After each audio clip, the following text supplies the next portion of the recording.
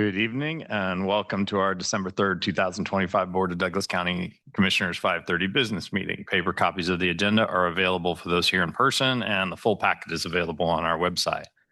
Reviewing our agenda, first we'll consider our consent agenda. There are 8 items on that agenda. After our consent agenda, we'll have general public comment. We welcome general public comment for addressing issues not on today's agenda, but otherwise related to county business. Given our limited time and the need to have orderly and efficient meetings, we apply certain rules regarding public comments. We'll do our best to enforce these rules consistently and without regard to the point of view expressed by the speaker. These are the rules. 1, each speaker will be limited to a total of 3 minutes of speaking time. However, we will accept public comment of any length in writing. 2, individual speakers may not donate unused time to other speakers. 3, all comments must address topics within the jurisdiction of the County Commission. And 4, we reserve the right to mute or remove any speaker whose comments are threatening, aggressively hostile, or belligerent. Campaigning for public office during the public comment period is not allowed. We invite you to give your full name and address for our meeting minutes and address your comments to the Commission. While this is not required, it does provide us context on the item and can assist if we need to respond later. Please also know that comments received by the Commission during our meetings do not necessarily represent the views of Douglas County government, but we value your input. We don't usually respond to general public comments on the spot, but if you leave your contact information with county staff, we'll try to get the specific question answered. After that, we'll move to our regular agenda. There are 4 items on our regular agenda. Our first item is the 2026 legislative statement. We'll finalize that this evening. Second is a review of modifications made to Section 3.4 of the Douglas County Finance Policy. Then we have 2 items related to Bert Nash. One is the Bert Nash supplemental funding request for Treatment and Recovery Center, and the second one is a memorandum of understanding with Bert Nash Mental Health for financial operations support with SS&C. For each item, we'll hear from staff or an applicant, followed by questions from the Commission, and then open up the item for public comment relative to that item.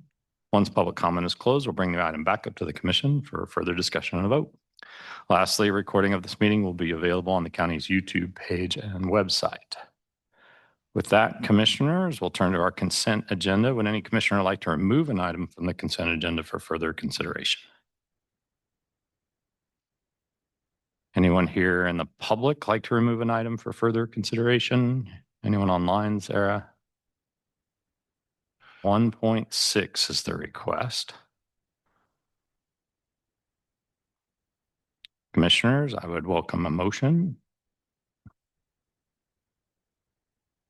I move to approve consent agenda items 1.1 through 1.5 and 1.7 and 1.8. Second. Moved and seconded. Any further discussion? All those in favor, please signify by saying aye. Aye. Aye. Opposed? Okay. Passes unanimously. We'll take item 1.6. As we just stand for any questions on the single audit, Brooke Sowers here if you have questions for her. Thank you, Sarah.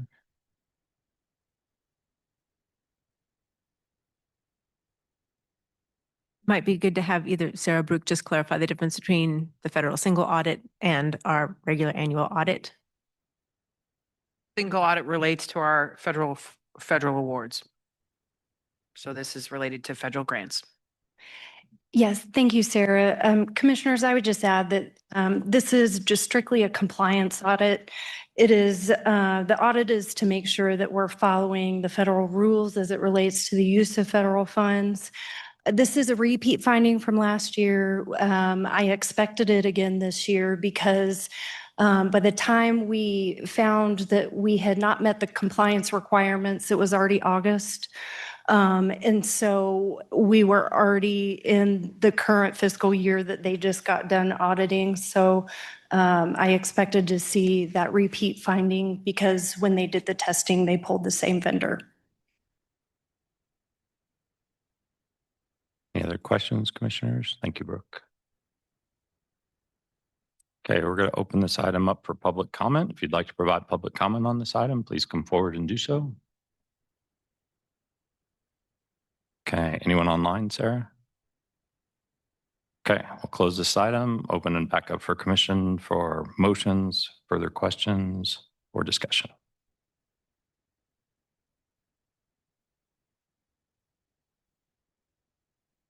This is Commissioner Reed. I move to approve consent agenda item 1.6.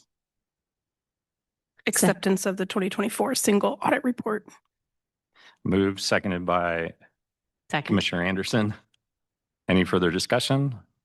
All those in favor signify by saying aye. Aye. Opposed? Passes 5-0. All right. That finishes our consent agenda items. We'll now move on to general public comment. Would anybody here at the courthouse like to provide general public comment this evening? These are for items not on our agenda.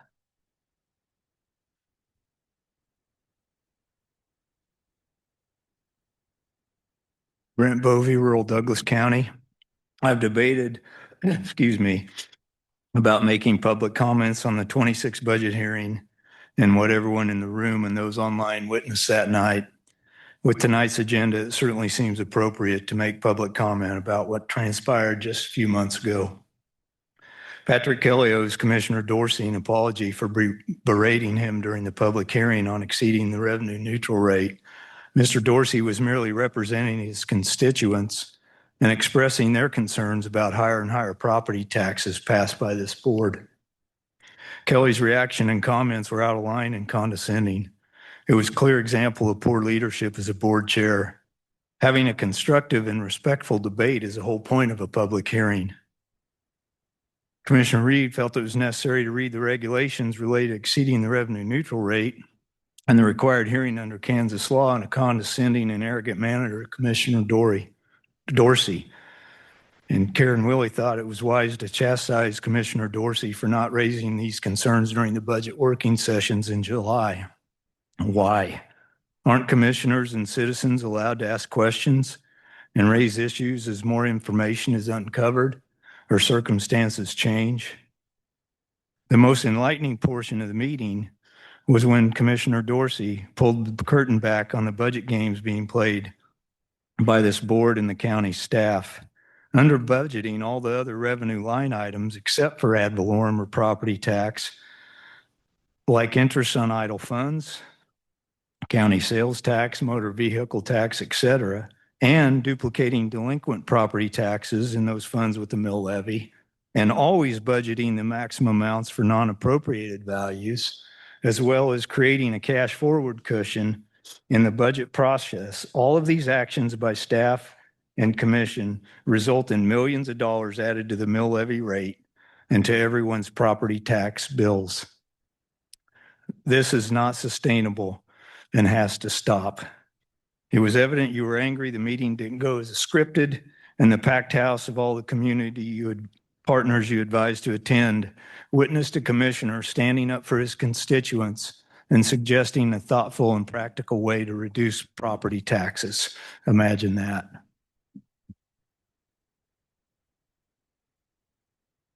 Any other public comment?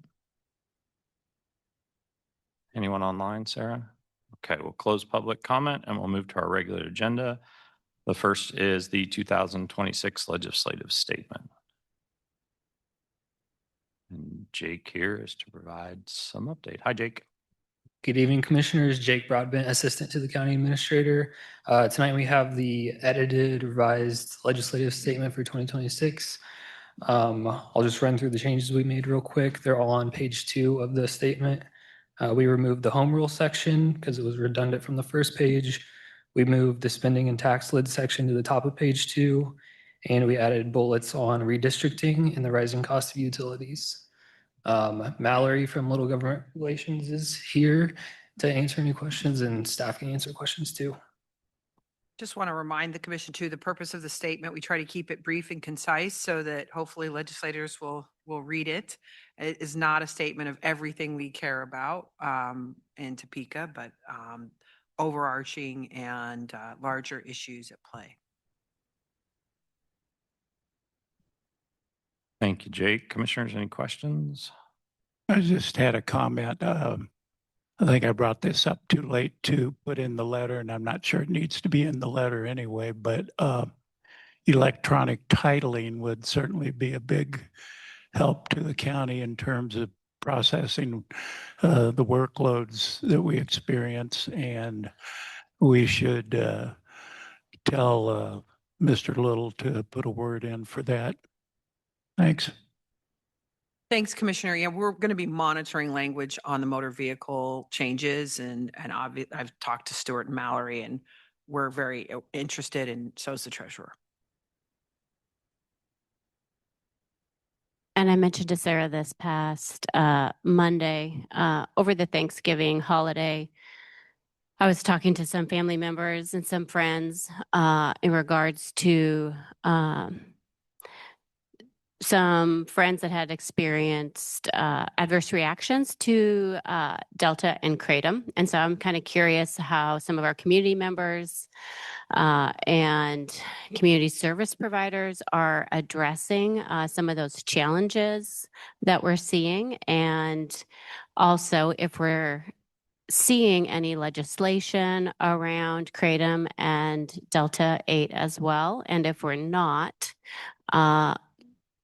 should we be proactive versus reactive when it comes to local policy? And then at the same time, when it comes to being proactive around gambling as well, we have a lot of different convenience stores and gas stations that have these gambling machines, I want to call them, that vulnerable populations could be accessing, and they are not legal. And so I'm also curious, as I was talking to Sarah, what opportunities we do have to be proactive, to partner with state and city agencies to either develop policy and or to take a look at potential legislation to address and partner with agencies to ensure that those that are in crisis have opportunities to seek resources. Thanks, Commissioner. Two things there. I think next spring, as we kind of get into the new year, having a conversation with our substance use disorder partners just about trends, things that they're seeing, work that they're doing would be a great way to start things off in 2026. I think that'd be a great way to talk about some of the issues with Delta 8 and Kratom. I've also had a conversation with the sheriff and there are a lot of rules in place and KBI can enforce these. He actively works with KBI and I'm going to try to see if you two can have a conversation about how we can existing enforcement efforts in place and how we can work with KBI. Because as you said, these are already in many cases illegal products and KBI is actively doing enforcement on those and sheriff's very interested. Fantastic. Thank you so much.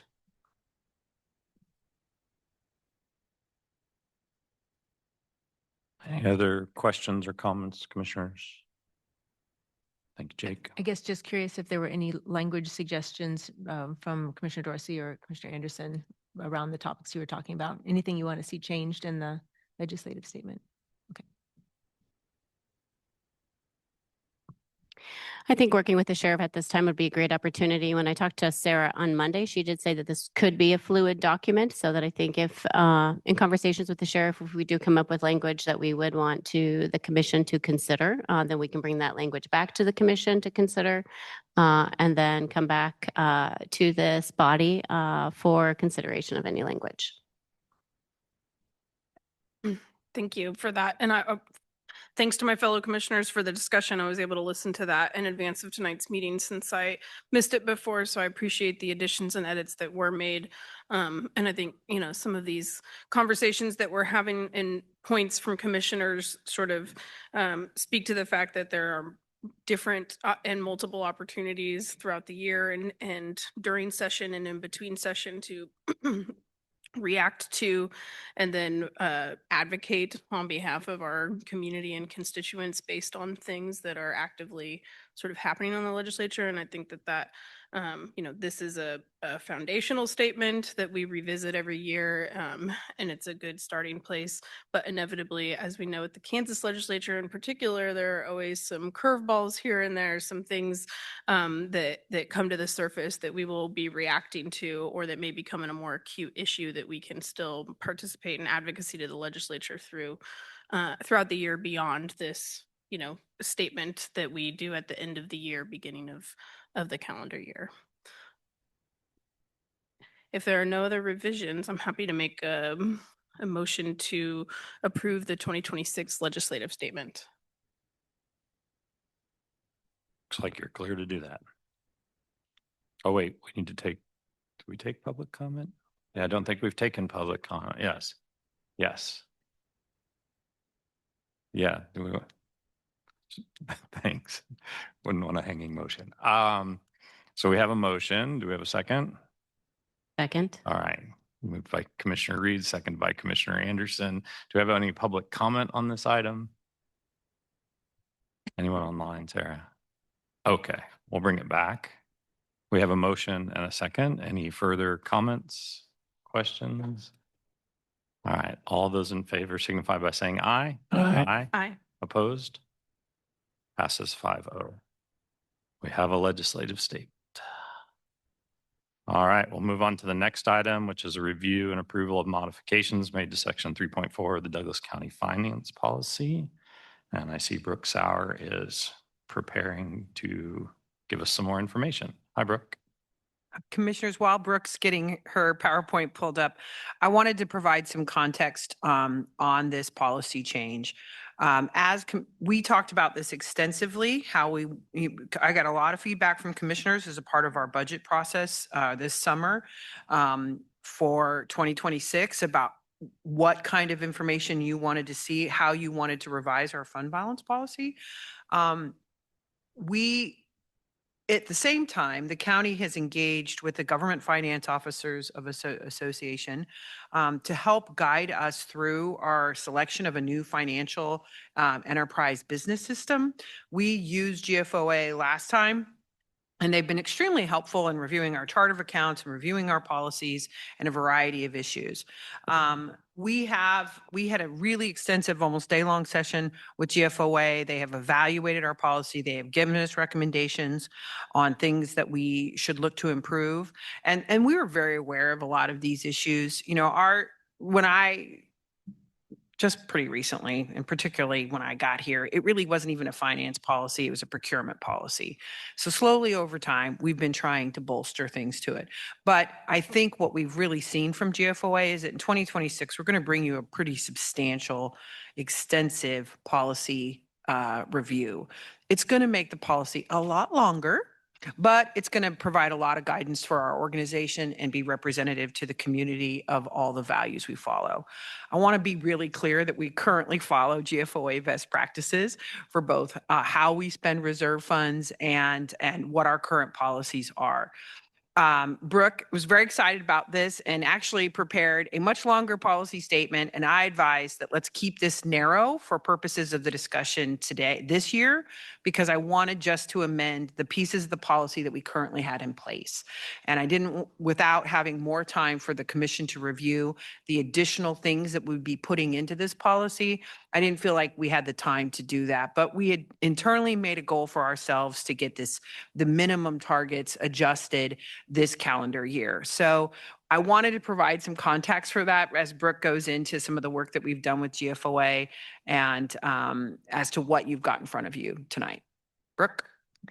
Thank you, Sarah, and good evening, commissioners.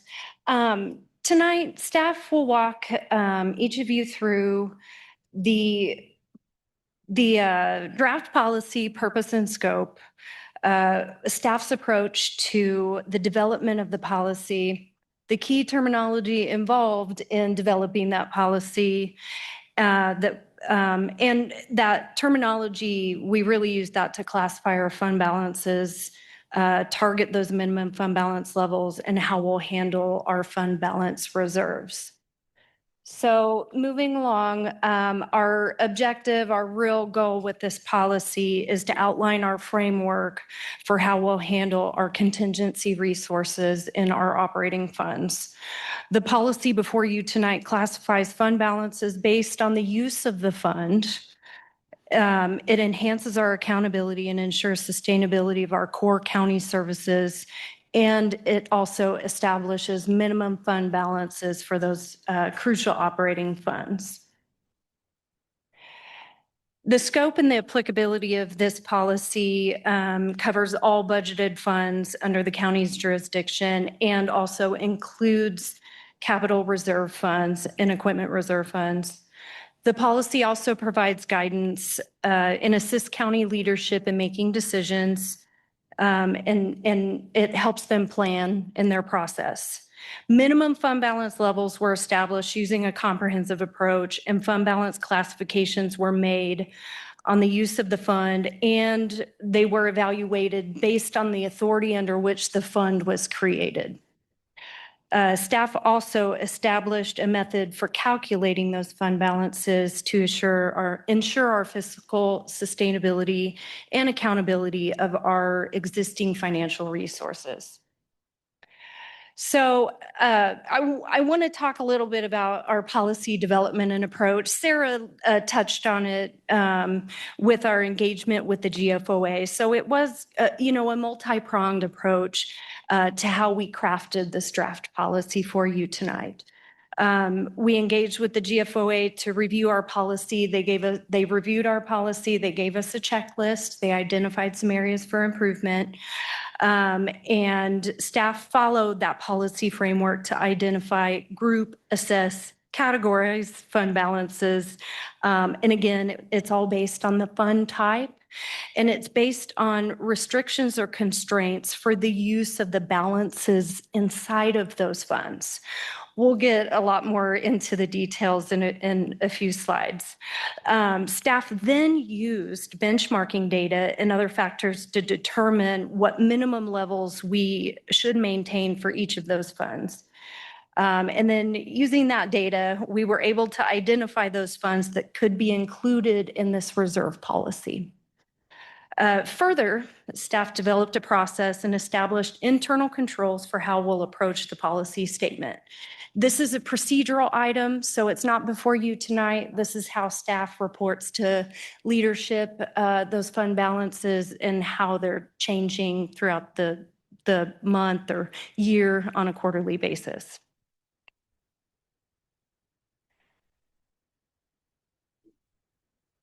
All right. So in the next few slides, we're going to go over how staff classified each of the funds. And to do that, we've got to do a little bit of work here. We're going to go through some GFOA terminology. And this is what we use. This is the framework we use to make those classifications. I'm going to start at the top of this list and I'm going to go down. But what I want you guys to imagine up here is an arrow going from most restrictive to least restrictive, okay?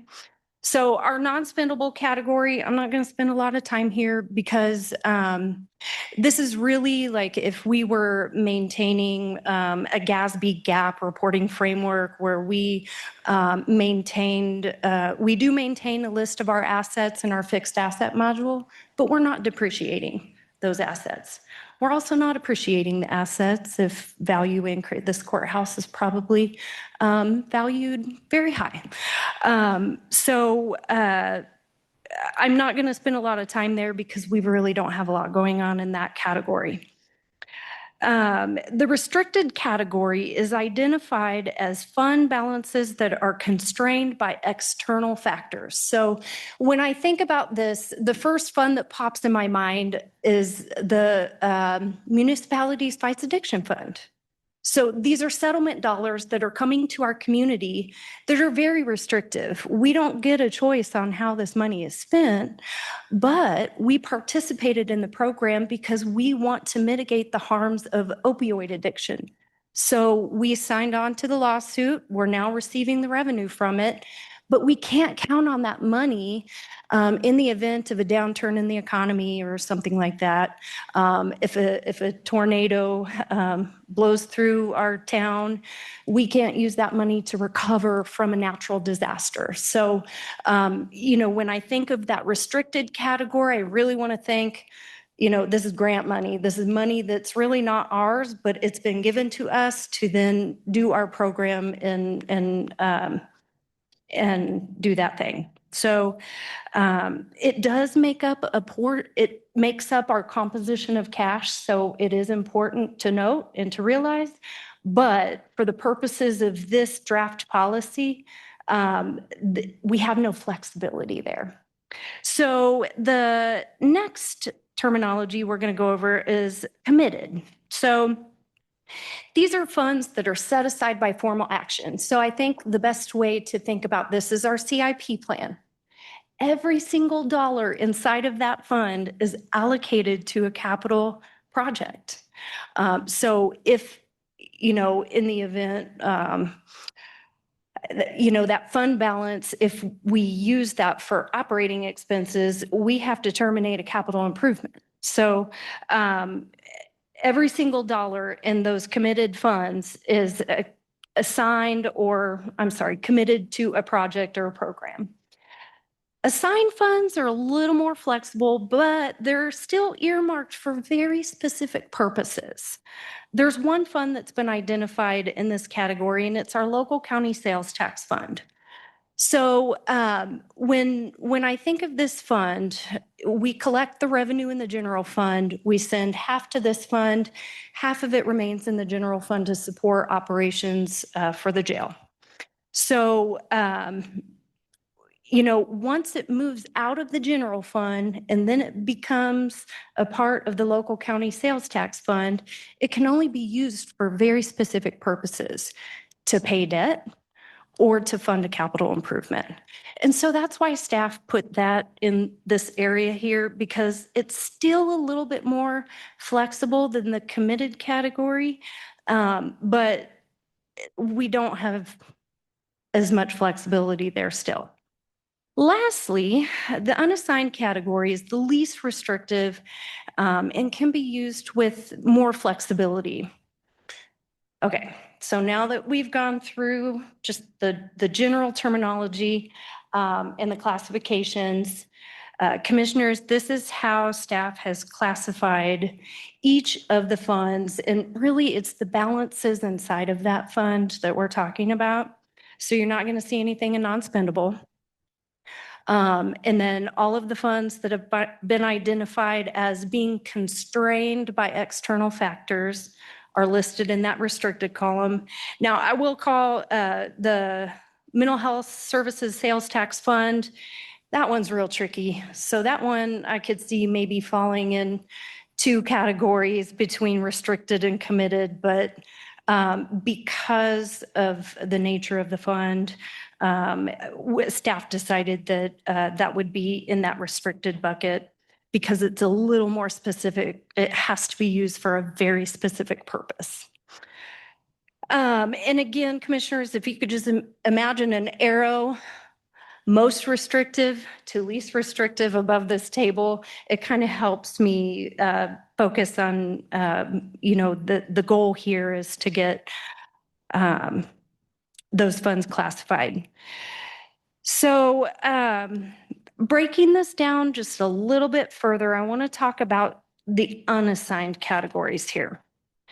So using those fund balance classifications, we were able to determine that these funds should meet the minimum fund balance target based on the constraint of how the fund operates. And these are they're levied funds. There are operating funds, the general fund being the biggest.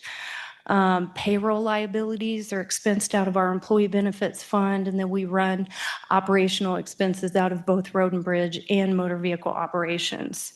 The only fund that's on here that is not a levied fund is that motor vehicle operations fund, but it is pretty payroll heavy. So staff thought that it would fit nicely in this category to make sure that we have that reserve balance if in the event of a downturn. But Brooke, I struggled a little bit with some of the funds in this category because things like road and bridge, it's not available for any purpose. It's available only for road and bridge purposes. So that seemed to me like it was a committed fund. But I recognize that we're paying for operations out of it. We're paying for payroll out of it. And that's why, there's a need to keep a fund balance of some sort that could cover some of those operations. So I see why it's included in the policy, but some of those in motor vehicle operations, which are fees that only can go to motor vehicle operations, some of those things I struggled with seeing in the unassigned category. And I would say that part of the issue here is that we wouldn't have to have a separate road and bridge fund. That is a choice of the county commission. That levy is the commissioners have made that decision.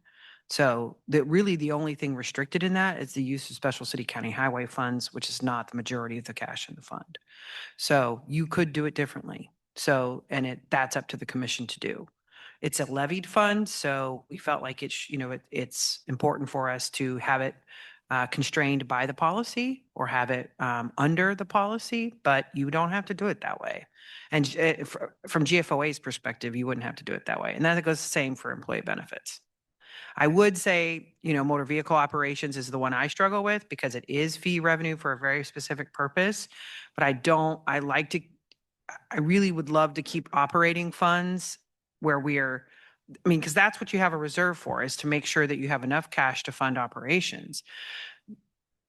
Not having mental health in here is the sort of hybrid approach, but that was the will of the commission, was to not make it subject to the policy. So if you really think about the purpose of reserves, which is making sure that you have enough cash to fund the operations, that's why we put it here.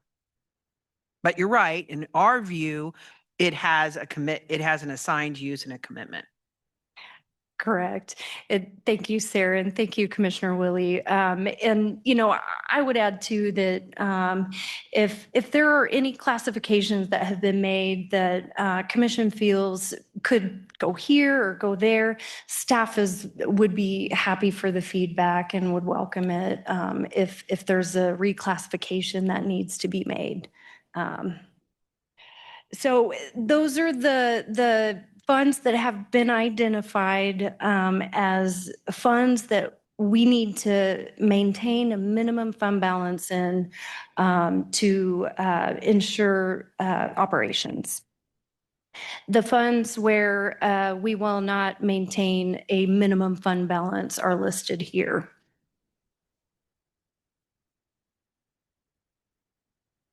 And then lastly, staff wanted to cover the minimum fund balance levels that were established.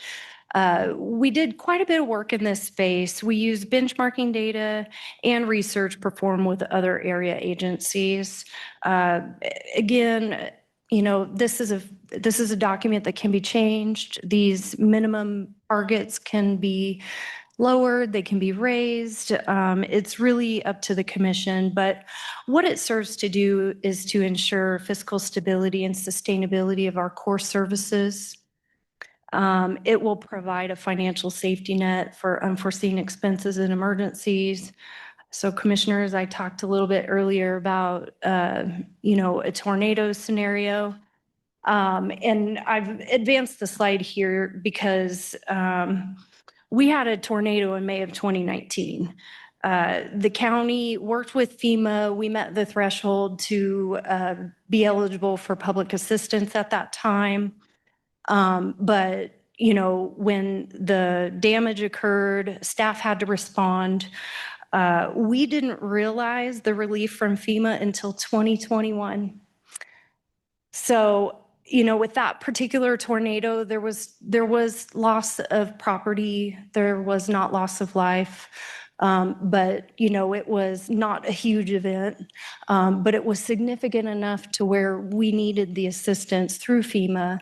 But, these contingencies really serve as that liquid cash that is available until FEMA can come in and help us out, or until we can realize insurance proceeds for damaged property, because that stuff takes time.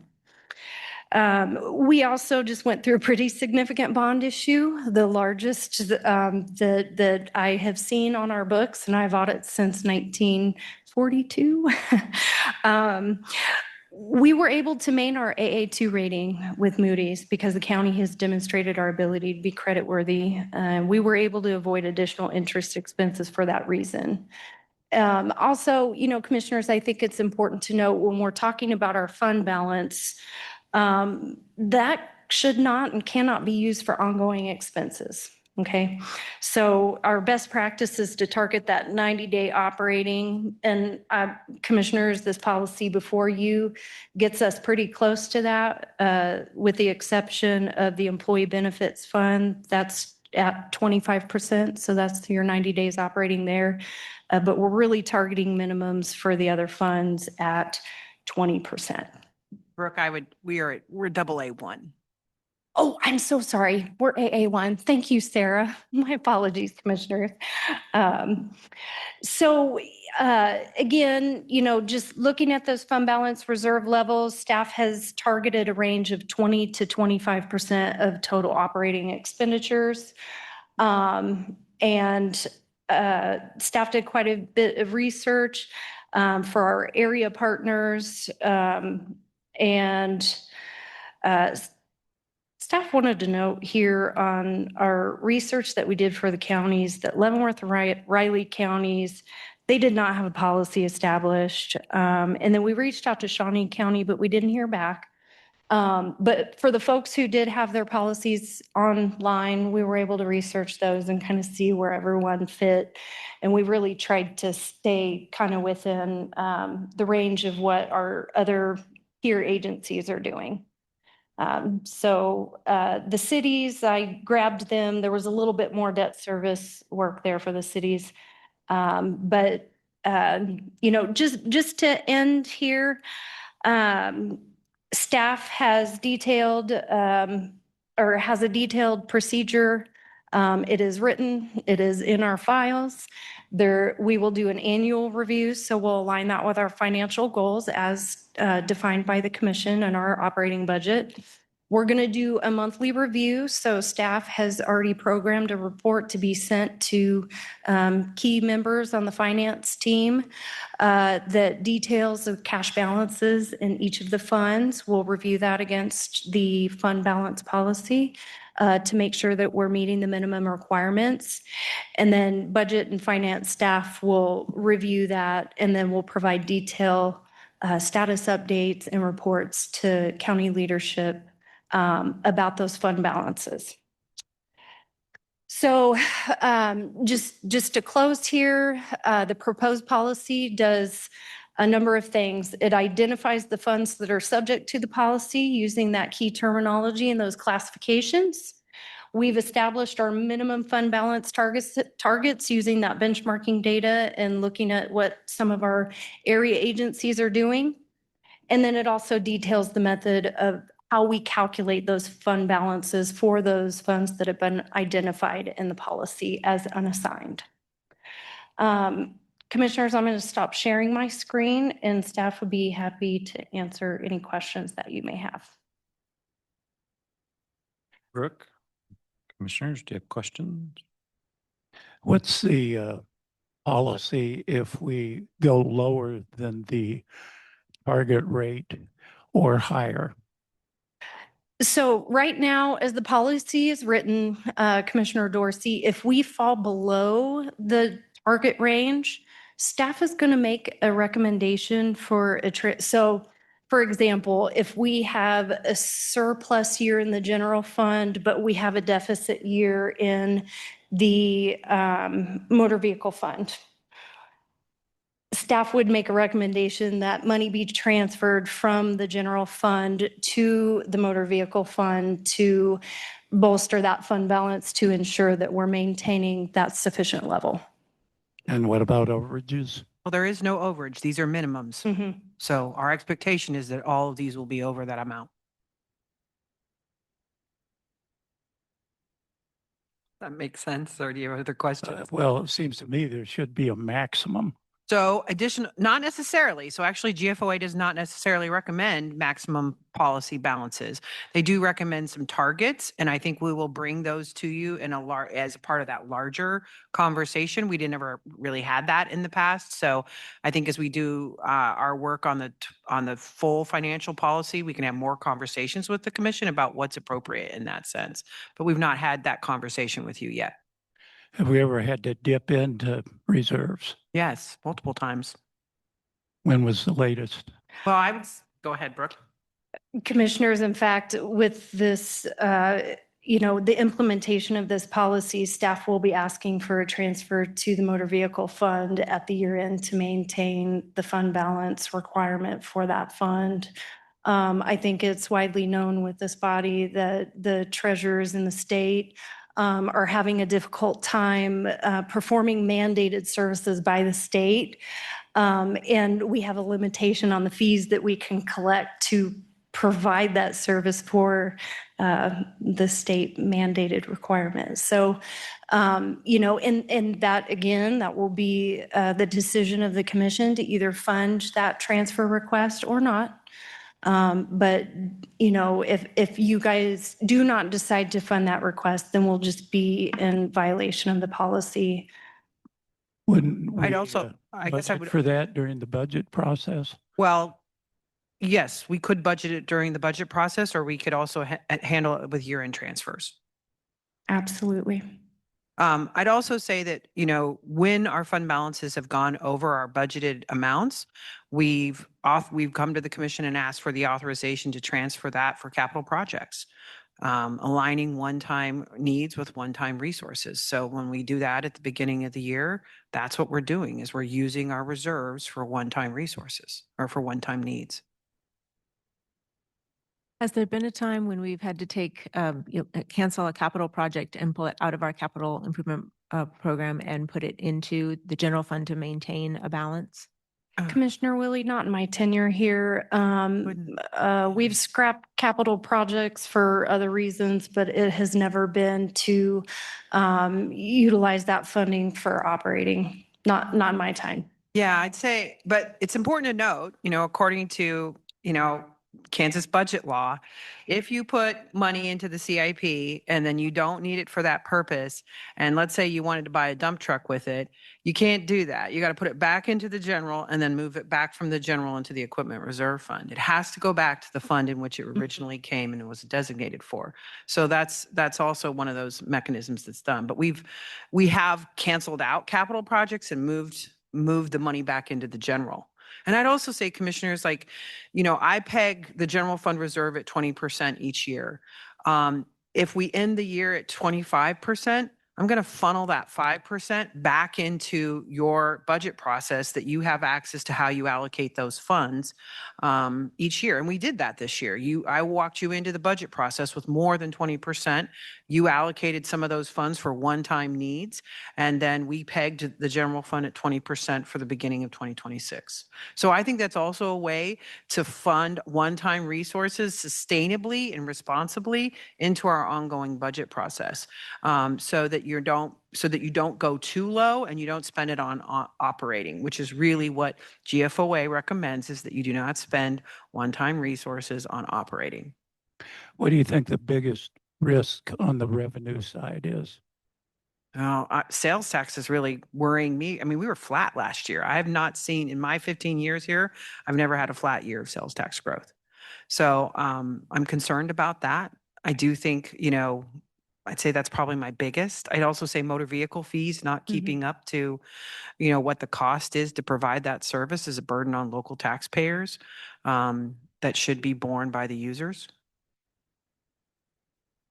And I'd also, part of this is, having 20%, when community partners come before you in your budget process, you ask them, do they have enough operating reserves to make sure they can meet, their operations? And I think the county should hold itself to the same standards it asks nonprofits to. I think as the county, because our revenue is more secure, that 60 days is more comfortable than I would like to see for a nonprofit, where 3 months at 90 days is really it's a minimum to make sure that they're able to make payroll and have contingencies for things that go wrong or things that come up. Really prefer to see 6 months, 3 to 9 months for our nonprofits, but certainly we don't need that at the county level because our income is more secure. So let me understand this. If at the end of this year, we have $15 million more in cash than we need to meet the budget this year, we could use that 15 million to reduce the mill levy in 2027? I don't think it's quite as clean cut as that. I think that would come through the budget process, and the commissioners would make that decision as they go through the budget process. I think that's given us a lot of flexibility in years past to identify things that truly are one-time needs that aren't ongoing operational things that need to be supported with mill levy, but they can take, instead of having to use mill levy for a one-time expense that comes out of that fund balance, and we're able to, that's how, part of how we've been able to lower mill levies is being able to identify those funds that don't need to be ongoing, but are still critical.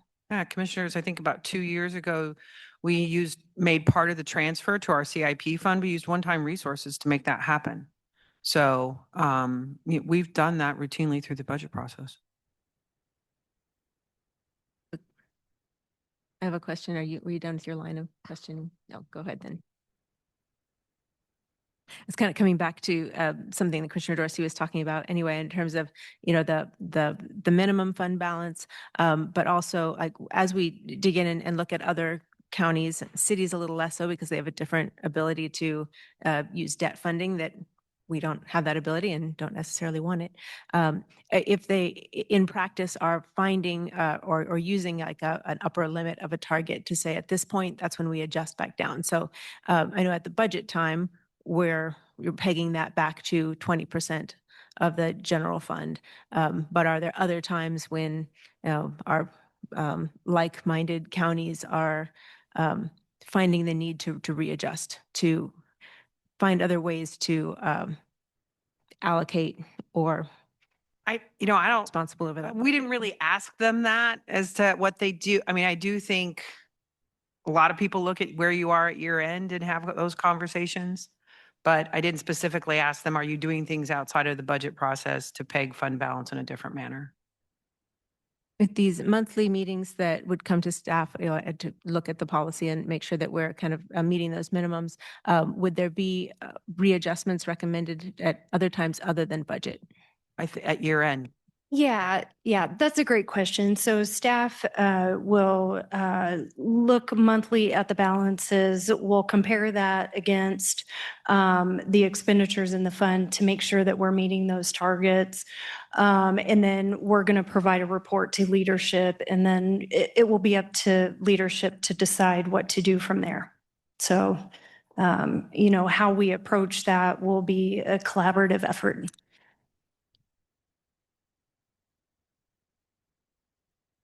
Sarah, at the beginning, you mentioned that we'll have a much larger policy document down the line.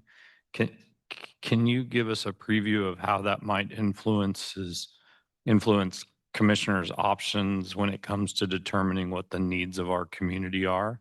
I mean, are you thinking that policy will be more restrictive, less restrictive? I think it's going to be more restrictive. I think it's going to outline a lot of things, some of which we follow as a practice, but we don't have codified in policy. But I also think it just talks about stuff that we haven't had a lot of time to talk to you about. So I think it's potential that it could be more restrictive to how you currently operate. So I heard Brooks say earlier that if we were below the 20%, let's say that we set it at, staff would be coming to the commission asking for that transfer. Is that the kind of things that you think will be articulated in that policy? Yes. Okay. And also what you can specifically use reserve funds for. So our current practice of only using it for one-time needs would be codified into finance policy. And which is partially why we left the mental health sales tax fund outside of that category, because the commission has designated that it didn't want that confine put on that fund. You wanted to, if I put it there, I have to move that, I would have to move money of a certain amount over to another place and for capital reserves. So that's why we're leaving it in that category.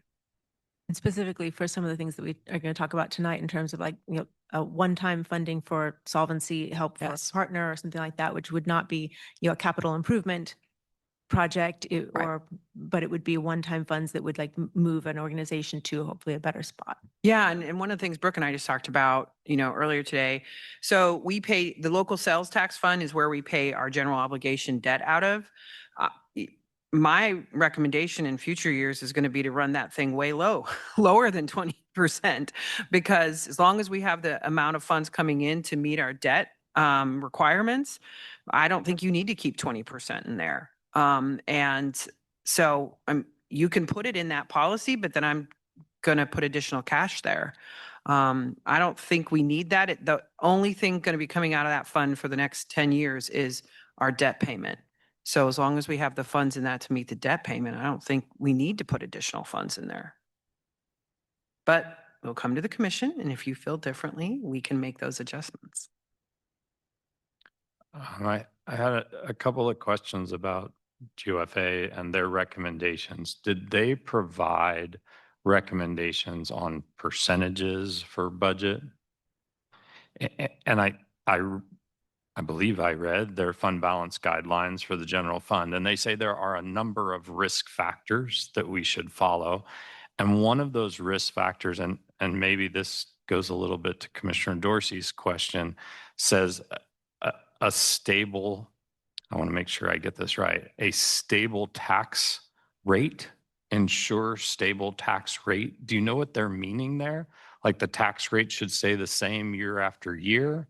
Or is it? Yeah, Commissioner, I don't, that's a great question. And I don't know that I had interpreted that policy. So I'm sorry, but I don't know that I have an answer for you. I think we can get additional information as we do that as to what they specifically mean. Mr. Willie. Sarah, you were talking about like the local county sales tax, that could be run down to just the minimum of what's needed to service debt.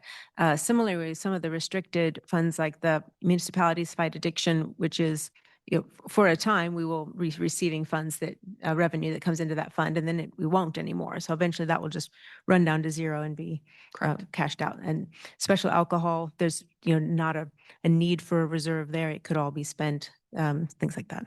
Yeah. Okay. I think we need to adopt a policy to try and not spend every penny that comes in every year. It's pretty much unsustainable in the long run. In my district, I've said it before, people living on Social Security, their house is paid off and they're still paying $400 a month for insurance and taxes on a $2,000 a month budget. And at that rate, they can't even afford to maintain their house property because they've got medication, groceries, all kinds of other expenses. And we keep seeing property valuations go up. And if you look at the last 4 or 5 years, even though the mill levy has been reduced every year, the total amount of money coming into the county has gone up, and people are starting to suffer. I completely agree. And I think those are conversations that we've been having during the budget process, where commissioners weigh those considerations when they're asked to fund additional resources. I would note, compared to many government organizations in Douglas County, you all have taken the unprecedented ability to roll back your rate. No other local government in Douglas County has rolled back the rate the way Douglas County Commission has. Commissioner Dorsey, there is a distinction between the tax rate and the mill levy and those valuations. And the valuations are the part that we don't control, and there are many external factors. And so it's complicated. I'm empathetic to the fact that those valuations have had direct impact on folks with fixed incomes in particular. I want to go back to the initial part of your statement, if I heard you correctly, was that you think we need a policy that we don't spend every penny or every dollar budgeted, and we don't. That's why we have end of year transfers and we specifically have policies that don't motivate or incentivize departments to spend all of the money allocated to them because they're going to lose it. So we don't have a use it or lose it mentality or any policies that support that. We have balance transfers into fund balances so that we can maintain, so that we can sustain operations in case of an emergency and have the ability to, for people to be for departments and all the staff included to be incentivized to not spend every dollar just because it was allocated. So I believe that our policies support that culture and that we don't spend every dollar allocated because we don't have a policy that says they'll lose it if they don't. Well, my point is the tax bill to the taxpayer can't keep going up forever. Is there another mechanism that you're thinking of besides lowering mill levy? Which is that's the mechanism we've been using and have the ability to keep looking at that year to year. Is there another mechanism you're talking about or just that? Okay.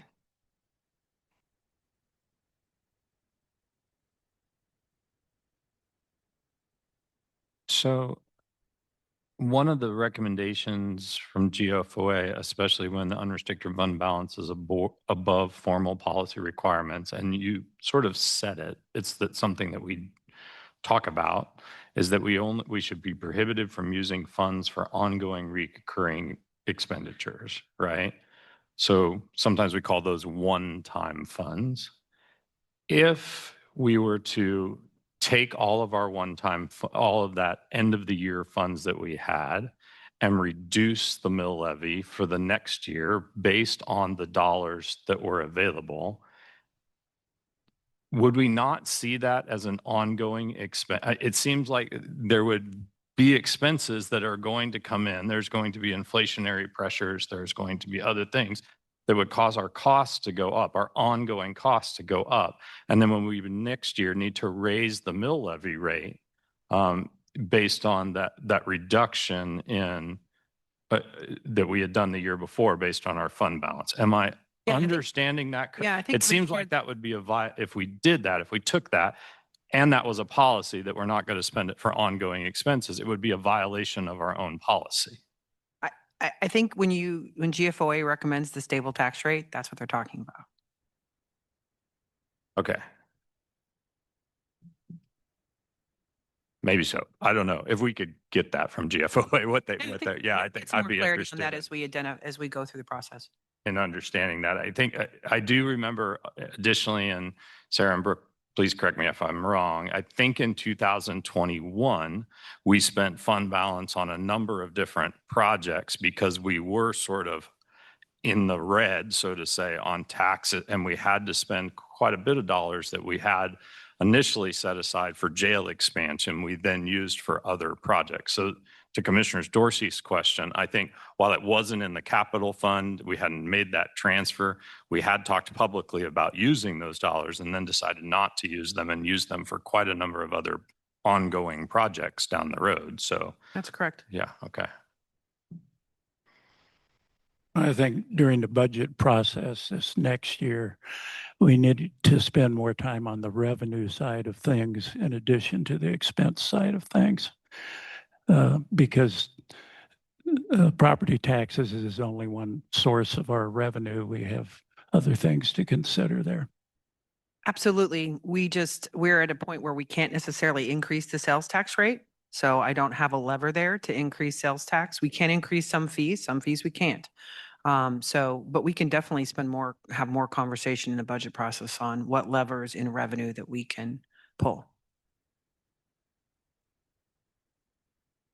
Any further questions before we open this up for public comment, Commissioner? Oh, I just had a couple questions. You may not have the information handy, but what is the total amount of our current reserves? Do we know? Are you talking about CIP equipment reserve? No, just general fund reserves, the 20%, if you will. So Brooks got that. I think we've got some what we think we will in 2026 with Brooke. Yeah, commissioners, staff had done an analysis of the funds using our cash balances as of yesterday.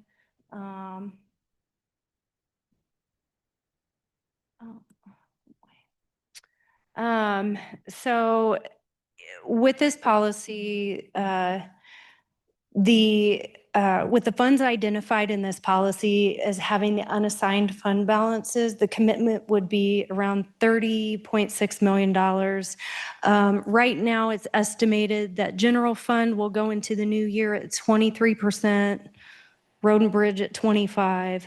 Employee benefits is down from last year. That's coming in at 35. And then we're looking at 15 for motor vehicle operations fund. And so staff is monitoring these balances pretty closely because even though we're cash basis, we do an accrual on a payroll at year end. So December could shake out just a little bit differently.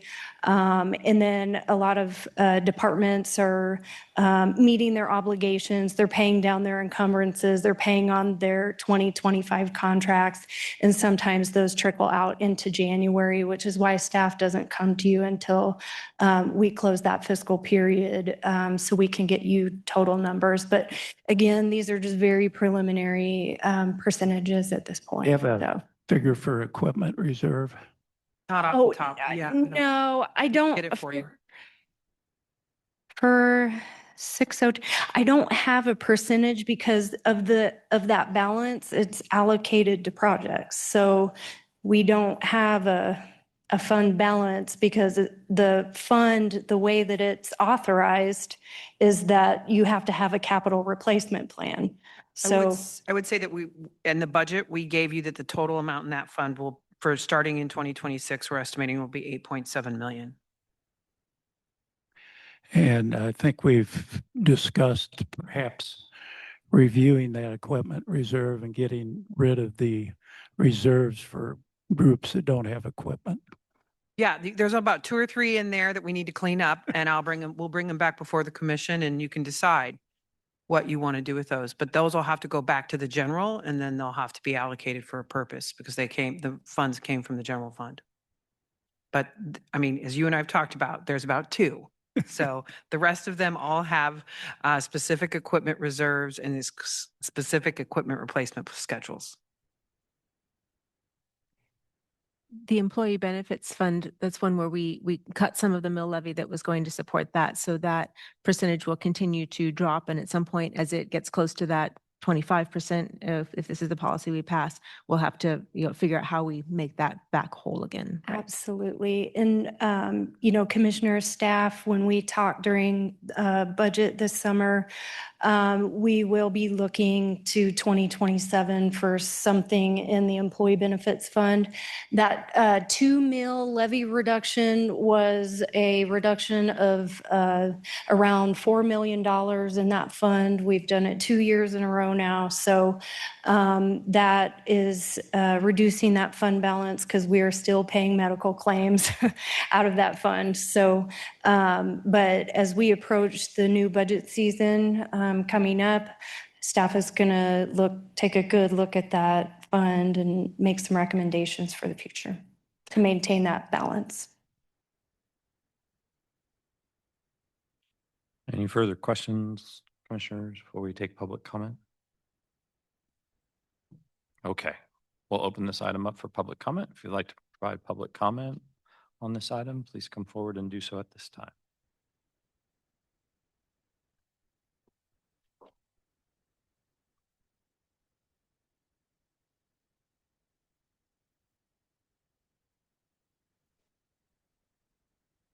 John Ems, 66049. Do not pass the proposed fund balance policy. I think more discussion is needed as evidenced even among yourselves. The issue isn't about having a fund balance reserve. It's the amount of that reserve and the language addressing mitigating circumstances. The timing of this proposal was incredibly bad. Property taxes in whole or part are due this month. Many people are writing checks to the county while you vote for higher reserves. You are entering the Christmas season and you are grasping for more reserve money. The shades of Ebenezer Scrooge and Mr. Potter are laughing with you all the way to the bank. Many of the voting public and the press believe that the current total reserves are excessive and unreasonably greater than similar sized government. The range should be bounded, especially the upper. It shouldn't be unlimited. Greater than and equal is a horrible mathematical structure to apply to reserves. So we should eliminate the phrase greater than or equal to and put bounds around the fund reserve balance. Wyandotte does it, was in your table. The proposed policy doesn't include any language about what to do in the event that a fund significantly exceeds the 20 to 25% level. A policy should spell out what government will do if a fund falls above or below the target level. I think some of that was discussed, but not the above. The county's proposed policy has no language about these scenarios. The county's high current fund balances indicate that the county seems to be collecting excessive revenues. Reducing property tax rates and/or refunding excess money in fund balances could better align the county's tax revenue with your expenditures and provide property relief to the Douglas County residents. You can return the dollars to us by check. We'd be happy to take them. It's especially important at a time when housing costs are a local challenge. We should not be driving our community out of their homes and out of the county. Thanks.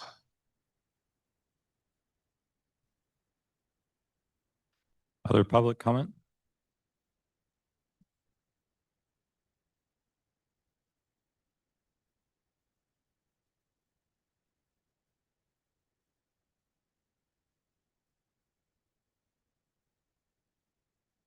Brent Bovee. Why not establish a maximum cap tonight? Make it more restrictive. Don't wait for another year to do that. Possibly even defer the decision until a cap can be established. The winds of change are blowing. The recent election of 2 new city commissioners and the sudden resignation of the city manager certainly point to the fact that citizens of Lawrence and Douglas County are tired of escalating property taxes, sick of inflated budgets, sick of out of control spending, angry about rising debt levels. The days of ignoring valid concerns of citizens and taxpayers need to be over. Inflating budgets to add to an ever-growing cash surplus must stop. Playing budget games to ensure your cash surplus scheme continues must come to an end. Comparing this county to other large counties just to fit your narrative or your agenda is not honest, and it's certainly not reality. Why not establish a maximum cap tonight and abide by it? Or better yet, take the excess funds and rebate property taxes to all business owners, homeowners, farmers, ranchers, landlords, everyone who's overpaid their property taxes for years and years. Providing property tax relief to residents in this county is appropriate and prudent, especially at a time when homeowners and businesses are struggling due to the continual overbilling of property taxes. When was the last time this county did not add to their cash surplus?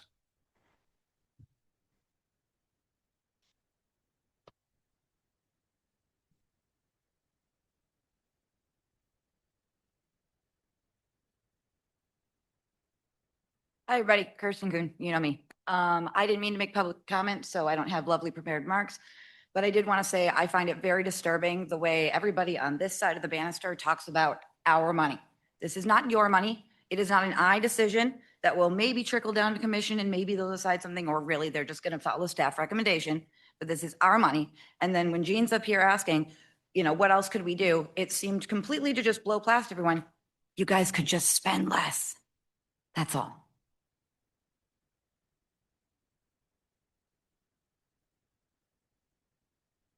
Any other public comment here at the courthouse? Anyone online, Sarah? Okay. Bring it back to the commission for further discussions, questions, or motions. I do have a question. So Sarah, you did mention that we will be reviewing a larger policy. So I'm just kind of curious, what is the rationale for reviewing it section by section versus having the commission review the entire policy in its entirety? Well, you won't, the next group will not just be section by section. I was Specifically, we talked about at budget that you wanted to look at this policy. So I'm giving that to you now. The other policies you don't have, and so we need to create them. And so, and I need more feedback from the commission. So my hope is in 2026 to have a series of work sessions where we ask you questions and then use that to develop a larger policy that includes multiple sections.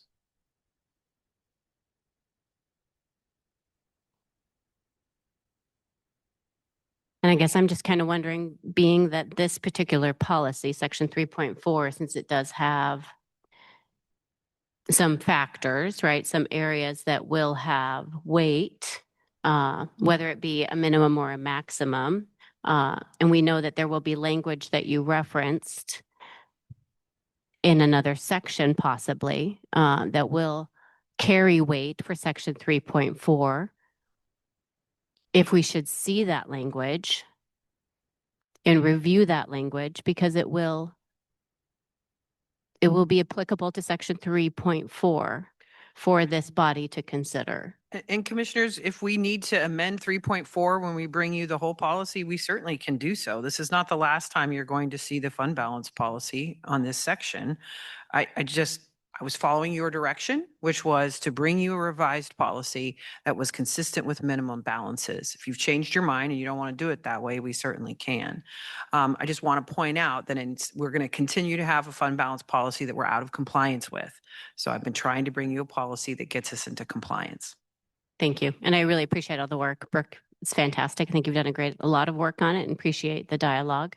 But as we consider everything that has been stated tonight, I'm just wondering if the future work that will be done on this particular policy, if we should consider those sections or the future work in conjunction with section 3.4.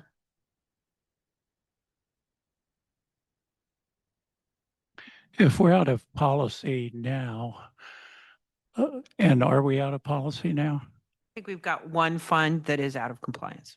And that's Employee benefits. Employee benefits. What's the rush in passing this policy? No rush. You told me to do it a year ago. So it's taken me a year to get here. So there's no rush. If you want to wait, we can wait. I would like to defer it and have a little more discussion on it.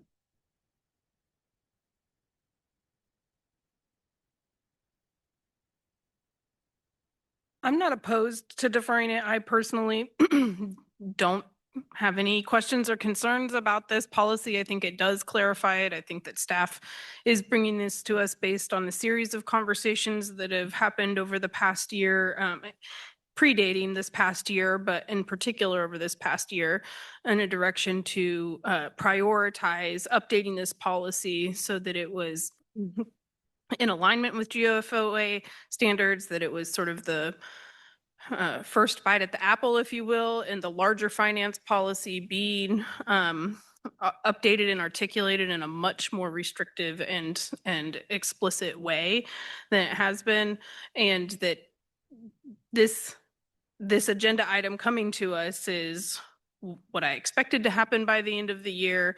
It's generally what I expected to say. I feel like staff have given us a clear understanding of how it aligns with the standards and the research done about other communities to determine how comparable that is. And I think, as frequently is true in some of our, in different sectors of the work that we do, it's hard to find continuity across multiple communities sometimes, but we can find some comparable standards.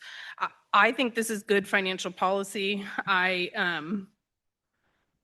don't personally think that adding a maximum cap is necessary nor prudent. I think that this commission has, that the way the finances have been functioning and having reserves at the end of the year that is good financial practice. It is what any business of any type and any organization of any type, whether public or private, hopes for, and it has allowed us to be secure in for potential emergencies, and also secure in our ability to pay cash as we go, rather than taking more debt service than we need for large expenses along the way. So I think that over in my tenure here, that most of the fund balance policies have been in this range anyway. And I think that that's indicative of why we're seeing this range in the policy.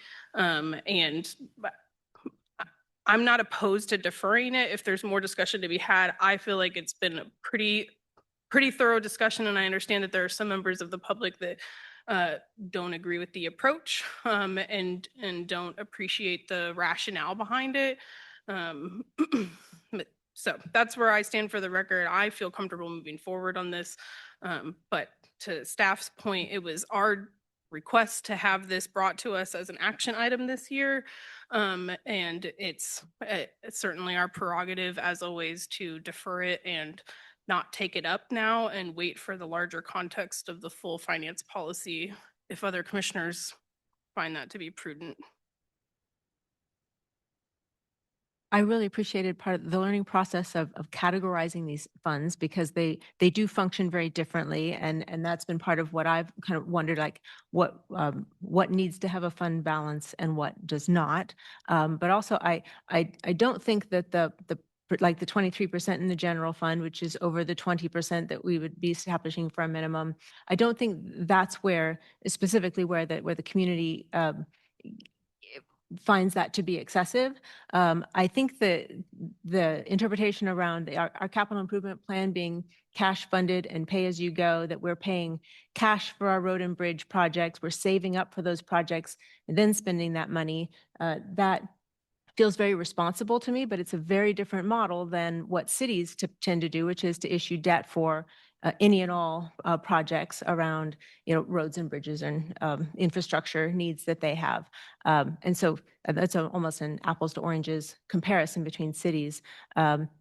Those tax dollars aren't, as reported, like that we don't have any idea what they're going for. Those are specifically funded to projects that are in our CIP that we can point to. This is how much this road is anticipated to cost. This is, when we save the money for it and when it will be accomplished. That's, I think, part that we need to help the community understand better what those dollars are doing in our community, and that how little debt we take on for projects because of that pre-planning that goes into that. In terms of the minimum balances on our unassigned funds that have been suggested here, I was actually kind of surprised to see that the recommendations and that kind of our fellow communities were at 20%, that they were that low. And I think it goes back to like my background more in the nonprofit work. And the funding here is more stable, but to have operating funds where you're covering salaries and employee benefits and such, that we have a big obligation to the folks that we've hired for that to make sure that we can maintain those obligations and that 20%. And I think when we're establishing a minimum, we're also establishing that when it gets above that minimum, we index back to that minimum. I don't know that we're looking at, it should be between, 20 and 30, 20, and I think we're looking at it should, 20 is what we need. So the rest of it becomes the kind of conversation around how do we establish our mill levy? Do we have the ability to continue to lower mill levy? That's how I view it. I'm afraid that if we put a maximum on some of these, we'd say it can just stay. And I think the intent is instead, if I'm reading this right from staff, is that this is the target. We don't want to go below that, but we can index back to that annually at budget time. Am I getting all that correct? Absolutely, Commissioner. Do want to point out, so the total finance policy is going to take us a long time to get to. And as well, there are going to be pieces of that we're not going to know until we go through the financial system conversion. It doesn't mean I have to wait to bring all of it to you, but if you want a larger chunk, I'm gonna need more time, and I'm gonna need more feedback on what you're looking for before we kind of give you that part of it. But I don't want to make it, and we're going to be very quickly move into budget. So I'm not anticipating I'm going to bring you that finance policy, even a larger chunk of it, till the end of next year. My own desire is to wait until we see how this year ends. Maybe in mid to late January, if we could bring this issue back then. And I think then we could go ahead and vote on this piece of it then. Up to the commission. I'm just one voice. And I think I'm eager to have it in place before budget, because I think it gives us that, concept of what's needed, what's not needed, and then we have that conversation around mill levy. So that, which would also, January would also be pre-budget, but that's my thought. I'm excited about the larger conversation. I think there are a lot of pieces that we're doing very right that we just need to articulate. And then I think there's places where we have a lot, where we'll learn. So I'm glad to have this sooner rather than later, but the specific timing of it does not bother me one way or the other, as long as we have it before budget. When I read the GFOA guidelines for fund balance and general fund, I noted that all but one paragraph was about making sure you have enough fund balance. And it was really about the risks that we might encounter if our fund balance drops too low. Locally, we have seen that happen with a municipality here who has spent down their fund balance to a degree that they had to make drastic cuts. One gentleman argued, one public comment argued that it was a sea change. Well, the first action of those new commissioners who were elected was to review something that had been cut. It's also interesting to me that we have a request to spend less on the same budget. We have a request for a supplemental for $1 million. So, I mean, these are the conflictual things that happen, and it's what makes this job challenging, is that we have a demand for services, an expectation for things, and we would like checks in the mail for any money not spent. Sarah, I do have a question. My question, I have never received a check from any government body ever for fund balance that they did not spend. Tell me, as someone with an administrative degree in government, why? I mean, maybe there's an ideological reason, but is there a practical reason we don't receive checks from government when they don't spend all of their dollars? I've never seen that in the state of Kansas unless it was something related to an R&R violation. And it's very complex to calculate. Remember, when you pay taxes to the Douglas County Treasurer, it's taxes for the city of Lawrence, it's taxes for Baldwin City, it's taxes for Eudora, it's taxes for every school district, water district, cemetery district. So we have to then prorate all of that and then figure out what piece would get back. So it's a very complicated process when we had to do it one time for an R&R violation for the Baldwin School District. Thank you. And we have spent fund balance for seniors and low income folks who applied and qualified as a tax rebate. So we do have a practice of that, right? Correct. Can you remind me how many people and the total amount? Because actually, if I remember correctly, we had more dollars in there than applied for it. Is that correct? Yeah, we budgeted $500,000 to be available for that property tax rebate program, and we spent $35,000. Okay. So, I mean, I just bring it up as certainly, I think the most important work we do is during budget time.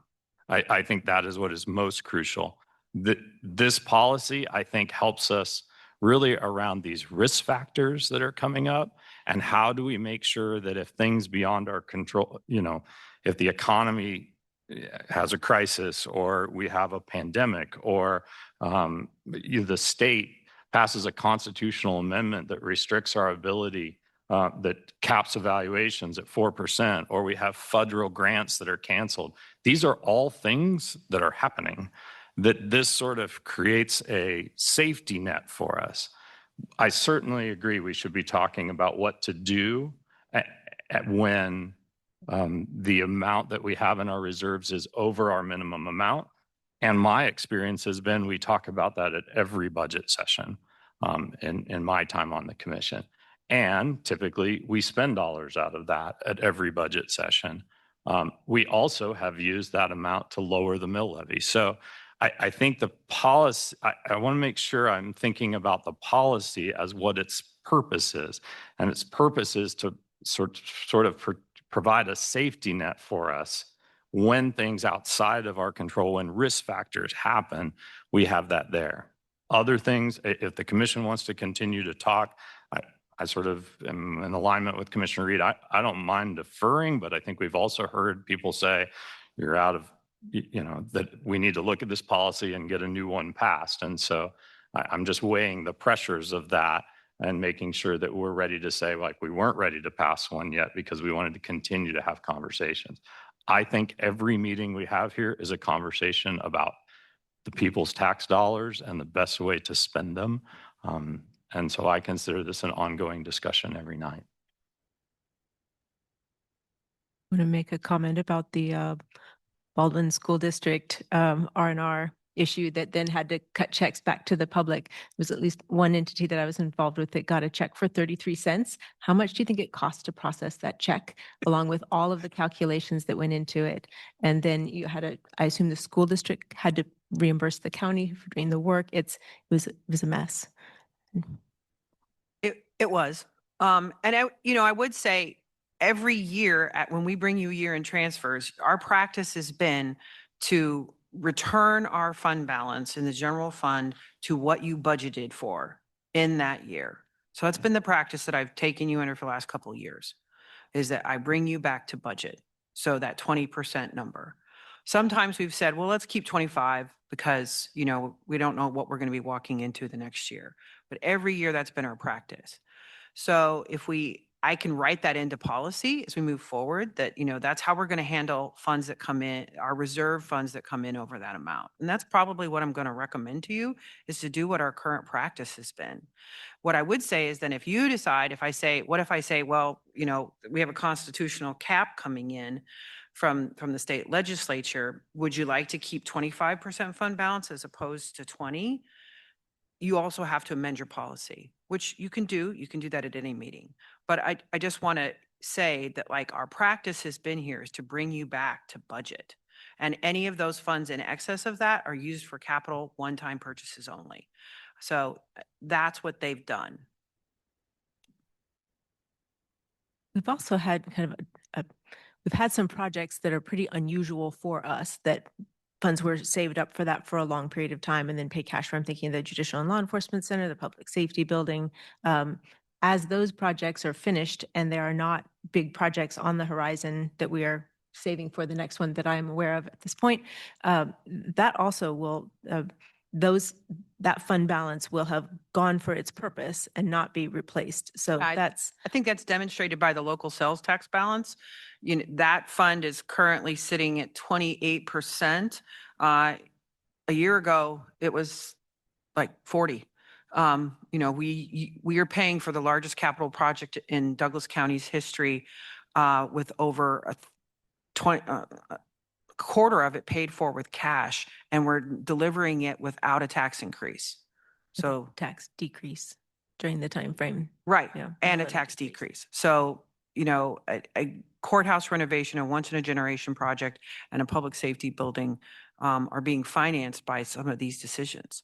So I feel that the commission has led us to some really strong public stewardship of those resources to manage that impact on the community. And that local county sales tax fund, when those funds have gone to pay for the Judicial and Law Enforcement Center, et cetera, will really not have a balance beyond what it's paying for in debt service every year. We can talk about that.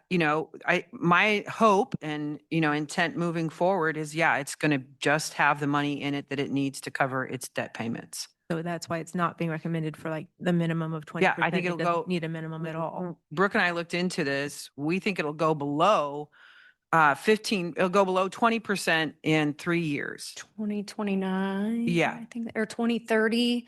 We're going to get pretty close, but there's not a lot of volatility in the fund. I know exactly what the bond payments are. I got an amortization schedule. So, staff can very easily evaluate that fund, come to commission if, we will come to commission through the regular budget process to make those adjustments as we get closer to that time and we reevaluate sales tax numbers as they grow. So yeah, that will be a conversation that we'll have. We have a lot of impatient people in the room, so I'm going to make a motion. We defer this until January. I second. Moved and seconded. Any further discussion, questions? Do we have specifically in January, you have an event, you're like when the year-end books are available or closed, or can we peg it to that and supposed to just, well, January 1st, we do the same conversation? Yeah, till the books are closed. Commissioners, I would just add that this year, our final AP day, I think, is January 29th.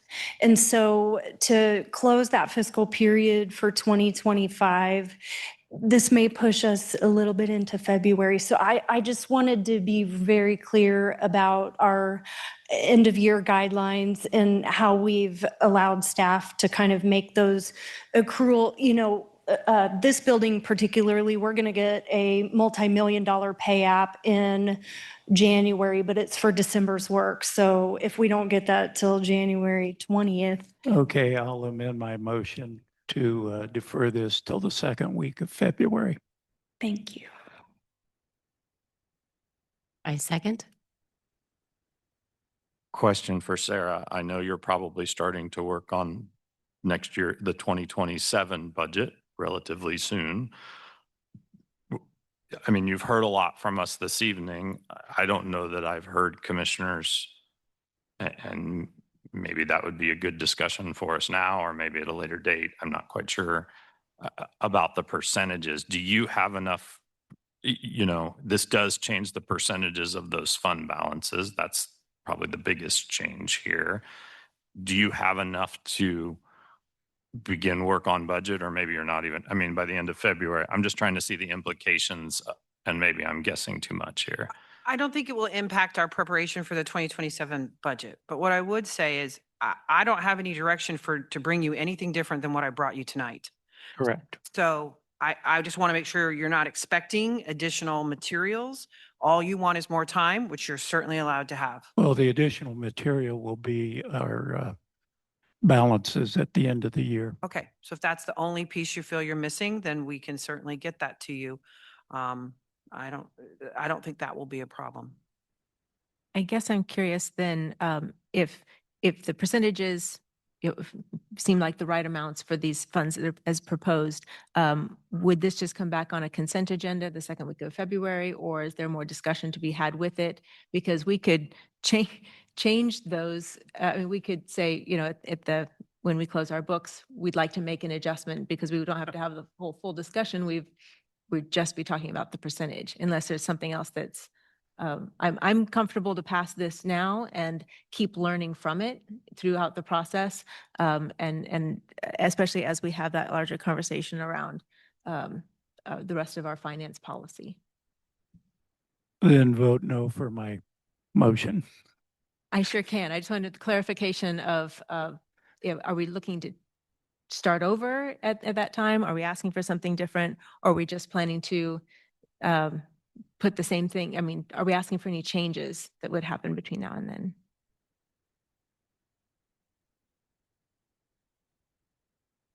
I call for the question.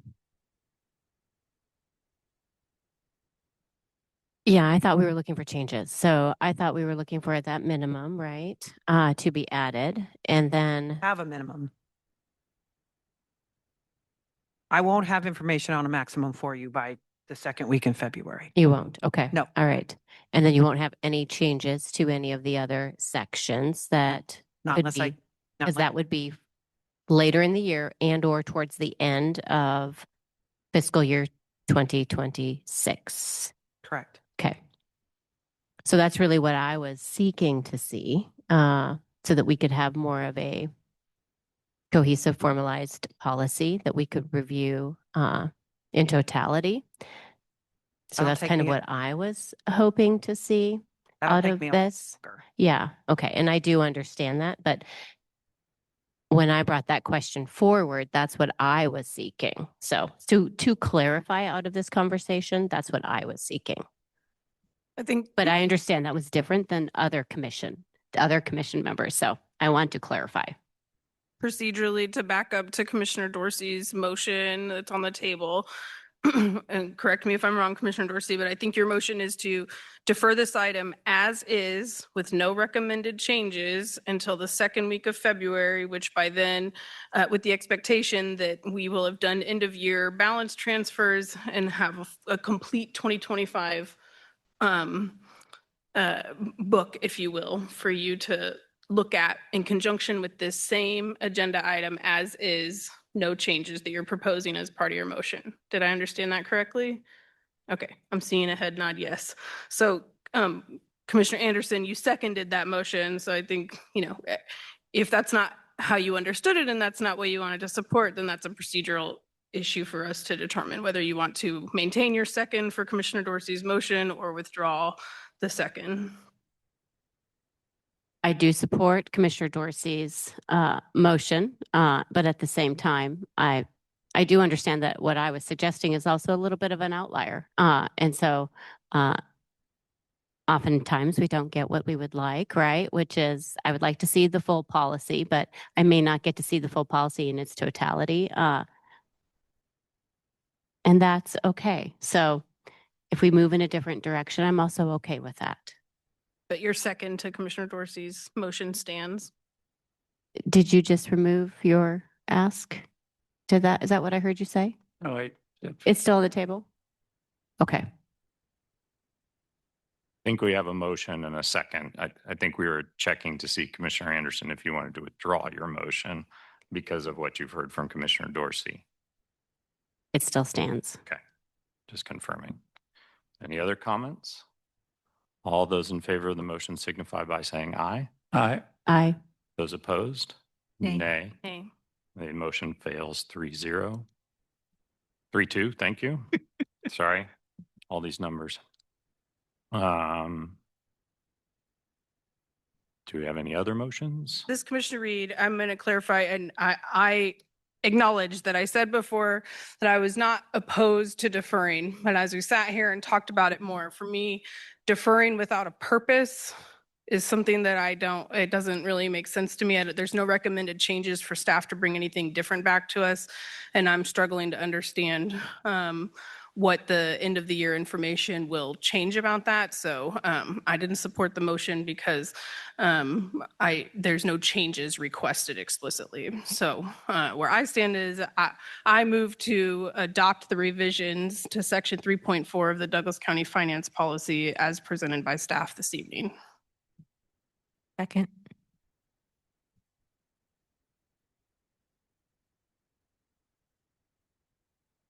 I think we have a fund balance policy currently which sets certain percentages, which it doesn't ensure, but it gives us guidance. And that's what these are. These are guidelines for the percentage that we should have in the general fund. I feel like some commissioners want some more information. I am not feeling like I heard from Sarah, there's no real rush to do this. I'm not feeling like there's a rush to do this. I think what's most important is the conversation that we're having this evening. I understand that there has been some pressure from community members about changing the fund balance policy. But at this time, I'm fine continuing to wait, continuing to have discussions, to continuing to understand it sounds like staff is working on some additional things to support the policy. And I am really interested on what limitations that will put on the commission on making those decisions. So to me, we have percentages right now. I think it would be fine to just leave it where it is. And so I'll be voting against the motion.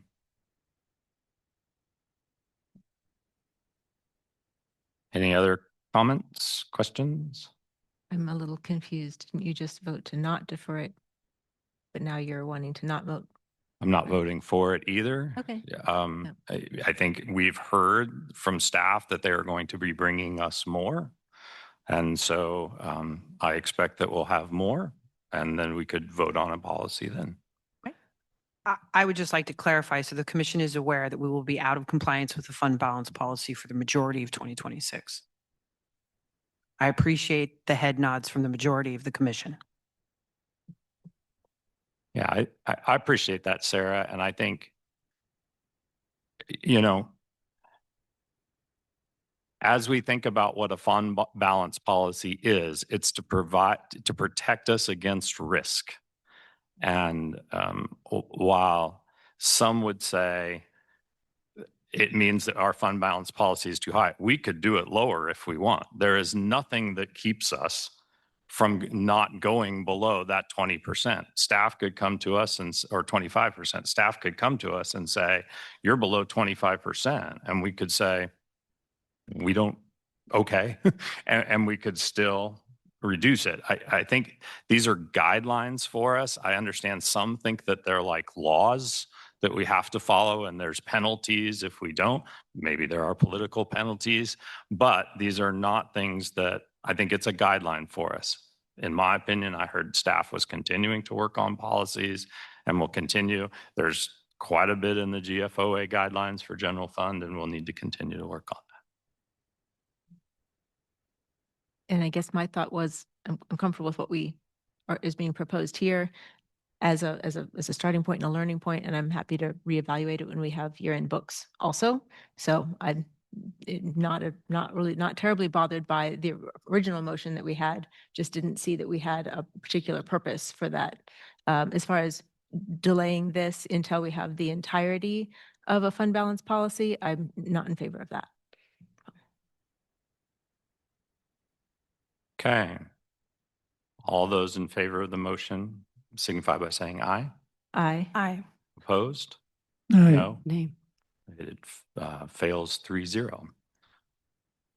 3-2. Why can't I get stuck on that? Sorry about that. I'm sure. And I'm sure some people will remember that. Commissioners, are there any other motions on this item? This may be a little odd, but I would go back to Commissioner Dorsey's original, and I think that is more acceptable to me than not having a reason for deferring or deferring it for too long. So I don't know if Commissioner Dorsey wants to make it again or if it's my turn. He's asking if you want to make your motion again because she might have changed her vote.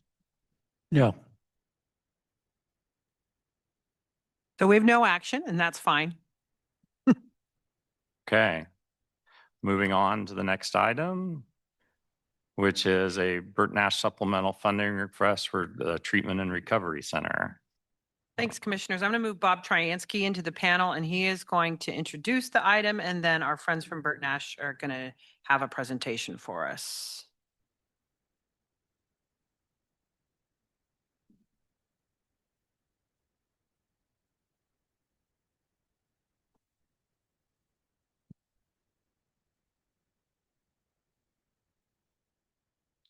Good morning. Good evening, Commissioners. Bob Tryansky, Director of Behavioral Health Projects. We have an item for your consideration this evening. We have our friends from Burt Nash Center here with us, and the item for consideration, as staff outlined in the agenda item report, is to consider, first to review the proposed 2026 budget for the TRC and to consider as part of that budget a $1,000 supplemental increase to the budget request. I wanted to start, what did I say, 1,000? Good morning, everyone. To consider a $1 million increase to the TRC budget request. I wanted to clarify something. Staff and Burt Nash met yesterday to discuss this, and I wanted to make sure there was no confusion about what was in the agenda item report. Bob, could you be a little closer on that You bet. microphone? I'm having a hard time hearing you. This request and this budget reflect considerable changes in some of the assumptions that were brought to bear when Bert Nash became a CCBHC. So you're going to hear some terms and explanations of how things have changed. And I want to make sure before we dive into that, that there's clarity on what the staff presented in the AIR. So the first thing is there's a rate called the PPS rate, the Prospective Payment System rate. That's the rate that's triggered at Bert Nash when a person with Medicaid comes into the center for services. That rate can fluctuate, and my point in the memo was to make commissioners aware of how that rate has fluctuated. I had a misunderstanding of when the rate went into effect. I thought it was aligned with the state fiscal year. It's in fact aligned with the calendar year. So this, and I gave you copies of this as well, this is actually the list of how that PPS rate has fluctuated since it was first introduced in 2022. So the current rate right now is $457.25, not $468.22. That rate will change January 1st. The second thing I wanted to point out is And Bert Nash will. just backing up, those are calculated based on the actual expenses that Bert Nash incurred across all of the Medicaid services. And then- Those are established by the state, yes, agency to agency, based on the cost report that Bert Nash submits and other CCBHCs submit. Okay? And I'm sure they can add clarity better than I can. The second thing is that in 2024, Bert Nash shared that their Medicaid revenue constituted only 53% of the payer mix agency-wide. Commissioners will remember, as CCBHC has come online, the original presentation and discussion of this talked about basically a 60-40 split. So that CCBHC was assumed and modeled Medicaid revenue could provide 60% of the cost of the thing, and 40% would have to come from other sources. We now have 30 months of data, and the data is, and this is not a news bulletin or surprise to anybody, but the data is showing that it's actually only 53%. That's agency-wide. Tonight, we're talking about the TRC, and the TRC Medicaid revenue is significantly lower even than that 53%. It's 26%. So I just wanted to clarify that. And then one other clarification that I wanted to make was in the AIR, we talked about the fact that the TRC is currently under budget year to date for 2025. And the last line in there, I said that there was a net income of $900,000. The budget is under budget by $900,000 at that point. So with that, and I appreciate everybody's consideration of the clarifications there, I just didn't want any confusion to come up on our part. I would like to invite Dr. Kirsten Watkins and Danny Edwards and Chris Cohart from SSC to share with us the proposed budget for the TRC in 2026. Thank you, Bob, for that. Hi, my name is Kirsten Watkins. I am the interim CEO at Bert Nash. And as Bob mentioned, we are here to talk about our supplemental funding requests for TRC for 2026. Dr. Watson, could I Yes. interrupt for a second? Yes.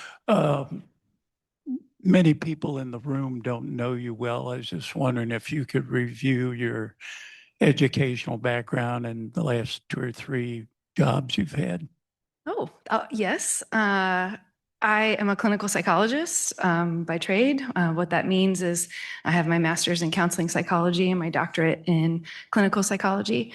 I've spent most of my career doing trauma treatment work in rape crisis centers and county jails and state prisons, the Topeka Correctional Facility. It's always been my passion to provide trauma treatment and psychological testing services. I spent 9 years at the Topeka VA serving our veterans and active duty service members on an inpatient PTSD unit. It was an incredible honor and a special experience. And how I came to Bert Nash was, again, with my passion for trauma treatment and psychological testing. And I believe that everyone deserves access to evidence-based treatment and the highest quality services. So I came to Bert Nash to do just that. and am proud to say that we are providing high-quality evidence-based services, including trauma treatment and psychological testing. And I've been at Burt Nash for about 4.5 years, have been the clinical director, and then I think you saw me on my second week in this interim CEO position. So I'm grateful to be here, honored to contribute in any way possible to Burt Nash. Thank you. I should have asked you that the first time, but I forgot. That's okay. That was kind of you to ask. Thank you. We are here to discuss the supplemental funding request for TRC for 2026 and our updated understanding of the financial needs related to operating the TRC. Since the TRC opened 30 months ago, as Bob identified, we have experienced highs and lows associated with doing something innovative and creating something with no template. I want to acknowledge the extraordinary vision, the work, and the commitment that went into creating this special center and the collaboration that occurred between the county, the state, and many community partners to make this vision a reality. In the last 2 years, we've achieved remarkable things together, and the TRC is truly saving lives and contributing positively to our community every day. The TRC is now a licensed crisis intervention center, the first in the state, and is open 24/7, 365. It is well utilized. In 2025 so far, the TRC team has seen an average of 225 distinct individuals per month and had an average of 159 admissions to our crisis stabilization unit each month. There are so many remarkable services that are provided and so many people in our community that have benefited from this visionary and collaborative idea. And yet, there are many challenges, and the learning curve has been very steep. It's no secret that we've struggled to hire and retain staff to work in this unique environment. We've had leadership changes, and we clearly overestimated the percentage of Medicaid clients that we would see at our agency and specifically at TRC. That has directly impacted our ability to use our CCBHC PPS rate, that's a mouthful, to cover the costs of those services for uninsured and underinsured. Our understanding of how to run the TRC and how to fund the TRC is critically and appropriately evolving, and that warrants more discussion with you all. Since I was last before this commission in the budget sessions, we dove into the data honestly and openly, and have been engaging in communication every week, sometimes every day, with county administration. Our intent was to ensure that we understand our finances and that we communicate effectively about the realities of our finances. I was not able to do that when we met in July. So today we're here to share our understanding of the complex financial picture of the TRC and talk with our partners about what is needed to ensure this important crisis center has the necessary financial support for 2026. Please know that we are also fully engaging in conversations about ensuring that the TRC is financially sustainable for the long term, and that will mean continuous attunement to our finances, considering other avenues of financial support outside of the county, and utilizing our CCBHC funding model as efficiently as possible. Of note, I emailed you today about this. We were recently chosen by the state to participate in the CCBHC Transformation Project. This is an exciting opportunity for us, and this 3-year project will provide resources for us for technical assistance in finance, workforce development, and public relations. Also, I think it's important to share that we have oversight and investment by many bodies, which has resulted in full CARF accreditation in June of 2022, full CCBHC designation in 2023, a CCBHC technical review that occurred in August of 2025, and our CIC review and license that occurred in October of 2025. All of those bodies include formal reviews of our TRC operations. So now our Senior Director of Finance, Danny Edwards, is going to elaborate on just a few of the many slides I know we sent you ahead of this meeting, and we look forward to answering any questions you might have. Hi, Danny Edwards. Pleasure to officially meet some of your acquaintance. As Dr. Watkins mentioned, I'm just going to focus on some of these slides. There's a lot there that I certainly expect questions about. But obviously we bring a big ask tonight. I wish it was $1,000, right? Not $1 million. But understanding that the TRC is novel in its nature, and any new program, new business, it doesn't matter the industry, your first couple years of budgets are kind of best guesses, and you adjust from there, right? And so obviously the TRC has gone through some licensure changes, understanding the realities of staffing, a different clientele mix in terms of payer mix. And so with that, we bring these 30 months of actuals to help inform our ask tonight. And so I want to talk a little bit about what's changing and where that asks comes from. And then we can go from there.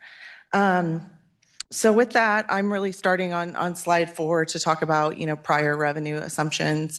I've been in my role a couple days shy of 2 months. So obviously, I've relied on others for a lot of these, but I've also been eyeballs deep in all of this work to really understand it firsthand and with fresh eyes. So when the original TRC revenue assumptions were created, it was based on the fact that ultimately we thought about 30% of the overall services Bert Nash provides would happen at the TRC. And with that, it was a simple calculation. Obviously, when you're doing something new, you can come up with some fancy formula and some number that, seems really specific, but doesn't really mean a whole lot if you're not basing it in real data. And so, this was the model that was given. And ultimately, it goes through, again, total numbers of services provided divided by total number of services at BNC on an annual basis, that 30%.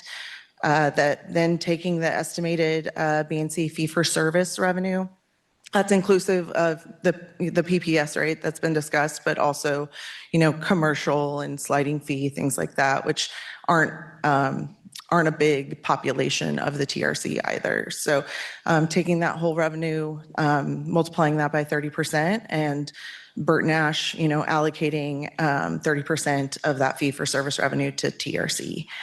So as time has gone on, right, as 30 months of data has rolled in, we've seen what this looks like in reality. And so this slide really demonstrates so Bert Nash's contributions as well as the state and the county.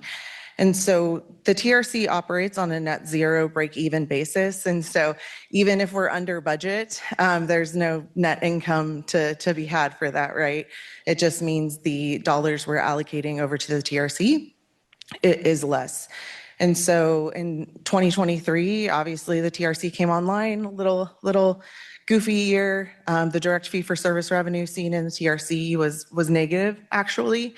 And so the BNC allocated dollars was about $2.7 million to move it over along with those state and county funds to again achieve that kind of break even zero budget. In 2024, you can see that the TRC direct fee for service revenue was closer to 1.2 million. But again, we have to balance expenses. And so with state funds, with county funds, additional Bert Nash dollars were moved over to accommodate for that.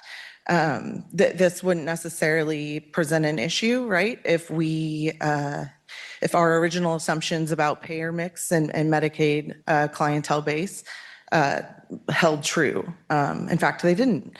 And so with that, you would hope that the TRC direct fee for service revenue would be higher, in a sense, kind of cover its own costs, understanding that, Bert Nash is still more than willing to and committed to funding the TRC to provide these services to the community.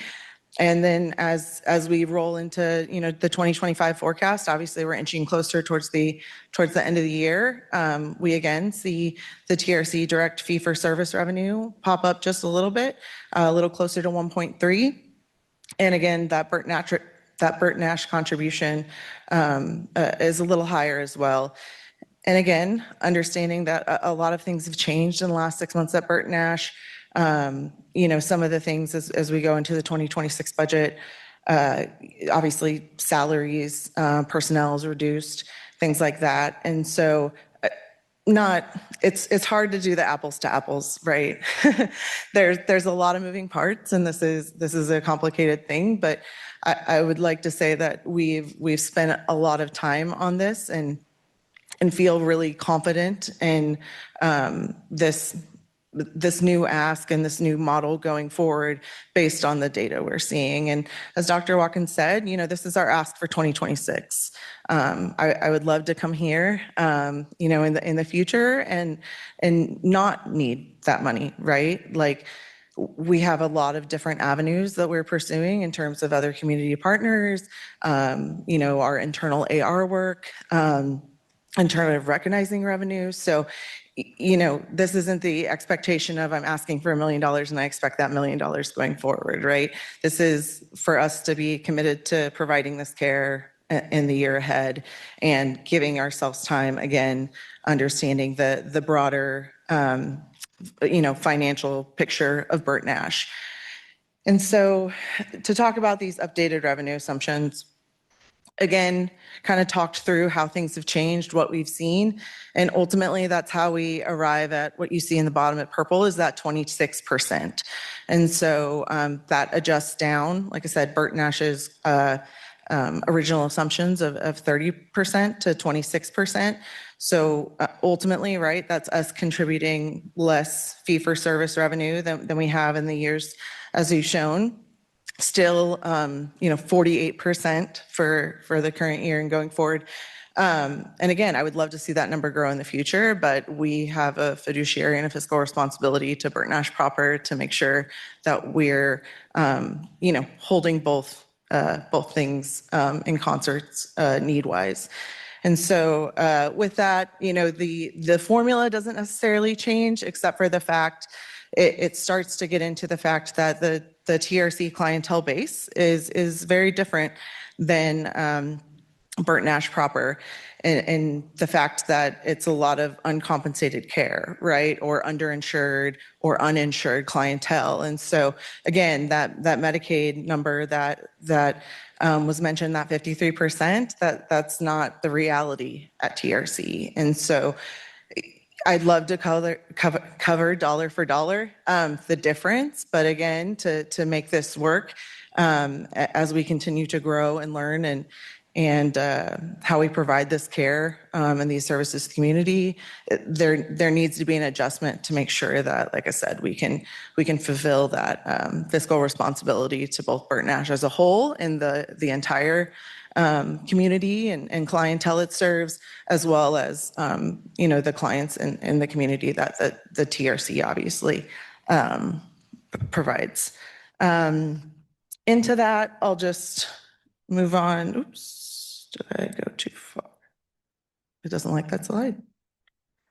All right, well, nope, okay. There's a very similar slide. The load, you have to have the graphics, so. All right. Quick trigger finger.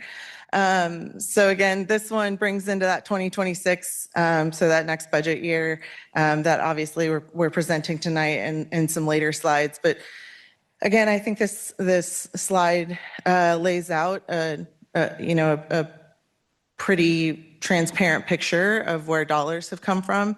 So 2025 forecast, again, 58% of the funds covering TRC to achieve that break-even net zero budget come from Burton Nash, both from direct fee-for-service revenue from TRC, as well as, again, additional allocated dollars from Burton Nash proper, and then 27% from the state and 15% from the county.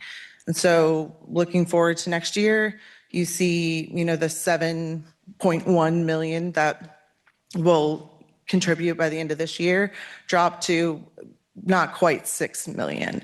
And with that, it drops, from 58% to 48%. And obviously the state and the county percentage bump up as well. Again, this is to make sure that we have sustainable operations across the board. And this is a data-informed calculation, right? Again, when you're starting something new, you're making your best educated guesses based on the limited, especially in something as novel as the TRC, limited data available, and you're growing and learning from there. And so this is us doing that. Can I ask a quick question about the state dollars? Are those already secured for the next year at Yes. that level? Yep. Okay, thanks. Yeah, absolutely. And can I ask a question too at this point, Danny? Our understanding when CCBHC was put into place was that the additional funds that came through CCBHC were supposed to be allocated to specific crisis services that were called for and required by CCBHC. With this change in model, is that still the case, or are CCBHC funds going to be allocated to things that are not required by CCBHC, such as outpatient services? No, thank you for the question.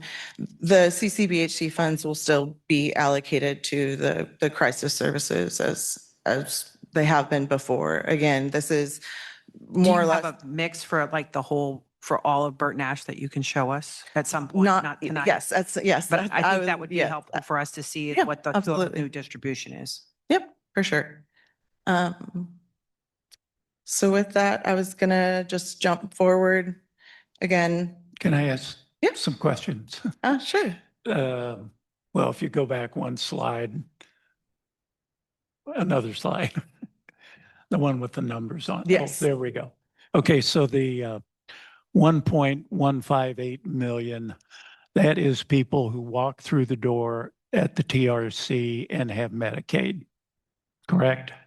About 99% of it, yeah. Okay, the 4.826 is people who walk through the main building and require services there, and you are allocating that money to the TRC to help support it. Yes. That's Okay. correct. What about staff services? The TRC has no human resources. They have no accounting. Do you allocate a percentage of those costs to the TRC, or are they just home free on those deals? Sure. So and maybe I should phone a friend. I'm just going to be bold and answer the question. So when we really talk about TRC dollars, we talk about direct above the line costs. So those indirect costs, those support costs, whether it's HR, IT, legal, accounting, TRC, it's not accounted for in this budget. So I don't want to call it a freebie, right? But it's not allocated as a support cost to TRC. Can I, Oh, okay. So legal, sorry. Legal is the only one. In accounting, that's right. There's a line item there. can I follow up with a question? Sure. My understanding was some of that was included in your PPS rate. Was my understanding incorrect? No, so the PPS rate is inclusive, right? It's not just TRC oriented. It's BNC as a whole inclusive of TRC. So that the PPS rate does have all of that in there. So some of that is coming back. Some of what Commissioner Dorsey just talked about does come back as part of the PPS rate. Some is Yeah. in the 1,158. Yes. Yeah. Yep. So for Medicaid clients that walk in the door that we bill and we receive those Medicaid dollars, yes, those support costs would be received through the PPS rate at the TRC. I'm sorry to interrupt. Go ahead. No, you're You're fine. 2 slides ahead now. I just like quick trigger finger, right? So, again, I expect you all can read this and have read this, and not all that different from what we've talked about here. Again, the only thing I'll kind of call out is that last kind of bolded section which is the refined staffing model and FTE assumptions. So again, if you look at current year, or even past years, obviously the number of budgeted positions and the number of filled positions, right?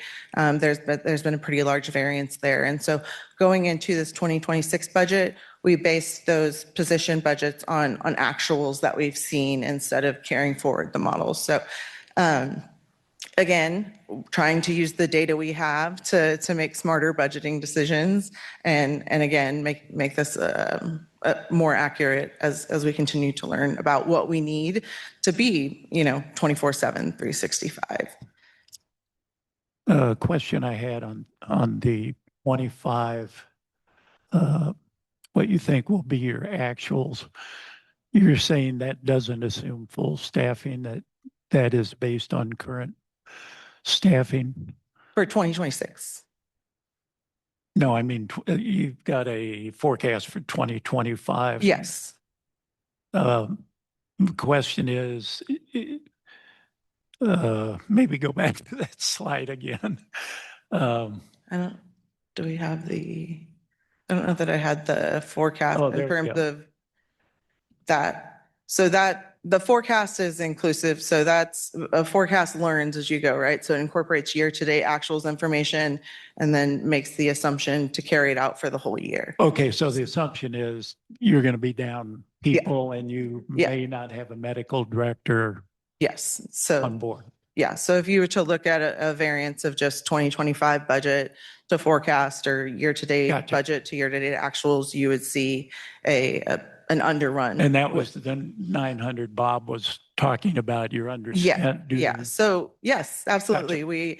We certainly are under budget in terms of expenses. We are also, prior to moving dollars over, significantly under budget in terms of what we assumed for direct fee for service revenue from TRC proper. So we see that on both sides. But these numbers are only revenue. There's no, this slide. This is, just yes, revenue, this is only not revenue. expense. Again, just to talk about the funding allocation and contributions for TRC. One more question before you move from the slide. The 4.8 million, that's the 26% of the PPS that would be allocated for Yeah. TRC. Okay, thanks. Yep. Yeah, absolutely. All right. Jumping forward. Okay. So the TRC budget for 2026. I will go forward a slide actually, because I think it's helpful instead of just talking about something in a silo. It's good to have a comparison point. At least that's how my brain works. So I hope yours is open to that as well. I will note that in reviewing this today, I noticed the variances for the revenue part are a little goofy. You can probably tell that a difference between the county's proposed budget, us asking for that 2.6 as opposed to 1.6 is more than the 168,000. So something got miscopied there, so I apologize for that. If you want to look at the supplemental materials, that basically is this, but in long form, the revenue numbers are accurate there in terms of the variance shown. But again, revenue, both budget, the gray numbers are accurate. We'll say that. So again, when looking from 2025 to the proposed 2026 budget, if you look at the total revenue line, not all that different, right? Really about $100,000 in the scheme of things. Again, you can ignore that last column for that part. But as we get down into the expenses and the expenditures for TRC, you do see that, the 2025 budget had about $7.3 million for staffing or for salaries, and then 2.15 for payroll, taxes, and benefits. So you can kind of lump those together as your personnel cost. Whereas in 2026, you see the 6.7 and the 1.9 number. So again, a pretty significant decrease from 2025 to 2026. And again, those changes are based on the actuals that we've experienced. To again, try to fine tune those numbers to what we think they'll actually be with Yep. Can I ask a clarifying question on that? Because on the attachment, one of the attachments is FTE counts. Mhm. And there's 2024, 2025, and then projected 2026. Mhm. One of the things I noticed is that the proposed 2026 FTE count is back to where it started in 2024. So there's been a significant number of FTE reductions between the 2026 and the 2025 FTE count. Do I have that right? If you look at that column in your third box and you compare it to where we were in the beginning of 2024, Mhm. I think it's a difference of about 20 FTE. Yes. Yeah. So that would be responsible for the significant change on salary and benefit costs. Yes. Yeah. And, while FTE is kind of, I don't want to say it's goofy, but you know, if I have two part-time people, they make up one FTE. So even though the numbers might be the same, the actual bodies and the amount of benefits that go to being allocated to folks that are only part-time versus full-time, like that, there's cost savings there, right? I mean, a larger PRN staff is harder to manage. Managing something that's 24/7, 365 is harder to manage. Especially given the type of work. But again, there's cost savings there that FTE alone, while the numbers look the same, it doesn't speak to that. So I have a question for Dr. Watkins. sure. In the salary cost, there's got to be some kind of assumption for a union contract. And I'm just wondering where that stands. We are still in active negotiation process with the union, so we do not have a contract as of this date, but are working towards that. There are a lot of unknowns for that process for us, so I think there are conversations that we're having about ways that we can prepare for that in budgeting and many other ways, but unfortunately, we don't have clarity on that at this time. Thank you. So I presume you're using your best guess on salaries. All right. So again, salary is the bigger difference. And then you'll see, again, a larger difference in legal and accounting costs. So again, I misspoke earlier. My apologies on that. About $100,000 difference there, a decrease in those costs associated with it. And then utilities and building maintenance as well. Again, in all the myriad of ways we're looking at cost savings. Looking at maintenance contracts and, have a new partner to perform maintenance on the TRC. So being able to save money there as well. But most of the other things are pretty flat, but again, open to any questions you have about those line items. I guess I was curious because you mentioned that the legal and accounting was the only part of kind of that, overall management part of Bert Nash that's allocated to the TRC. Can you talk to that at all about why that one and why not others or vice versa? Oh, I don't. Do you want to? I'll defer to you.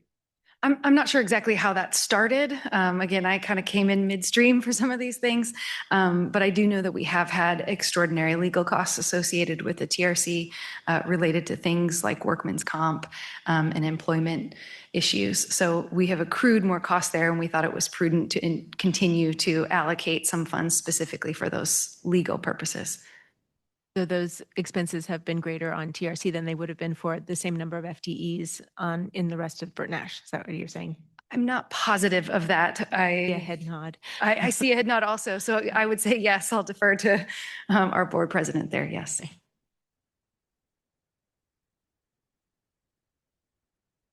Any other questions about this? This more or less brings us.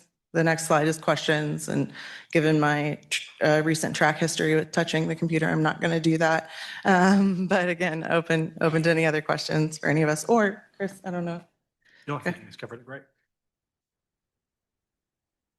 I just noticed that, and maybe I'm skipping forward just a little bit, that the TRC has had no funding from any grants or endowment. That's correct. Yep.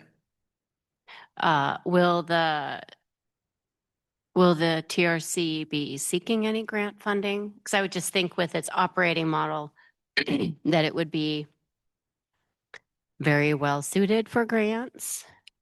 Yeah, so I think that again, this is the current year ahead and how we make it happen. But that's part of, again, assessing all means, both on the expenditure side and the revenue side of again, talking with other community stakeholders about, their benefits from the TRC and whether or not that could warrant, their contribution of dollars as well as grants as well. So we are open to those ideas and happy to follow follow up with any of those. Yeah. Isn't that Balmer a grant, but it's just handled through the state, if you will? The Yeah. state gets the money. And then Yes, he's referring to the grant that I mentioned, the Balmer, from the Balmer Foundation. It's the one we were just named recently.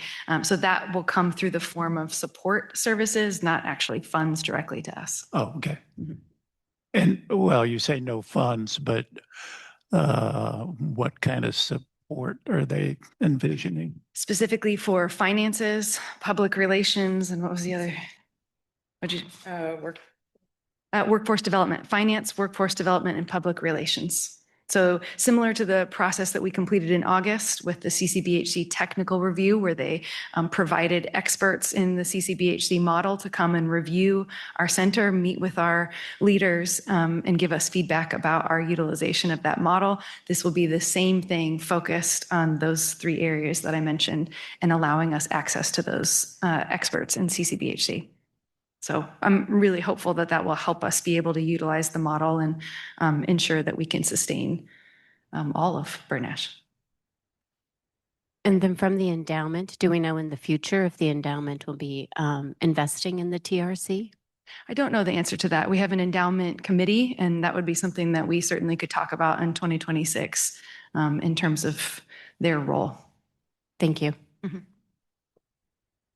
Another question is back to revenue. I know one of the challenges that you all inherited was with billing. Has that been organization-wide, or is it also affecting the TRC? And then how does that kind of play into revenue projections? Sure. Yeah. So organization-wide, the TRC, right, is its own kind of beast, which is why it has its own budget. But even the there's a lot, again, with a payer mix that, yes, Medicaid is, the largest portion of those revenue dollars, those fee-for-service dollars. We still do, deal with commercial and self-pay and, things like that. And so I'm a metaphor person, so sorry if you hate that. We're turning over every rock and finding all the things that, maybe weren't billed for completely or billed for at all.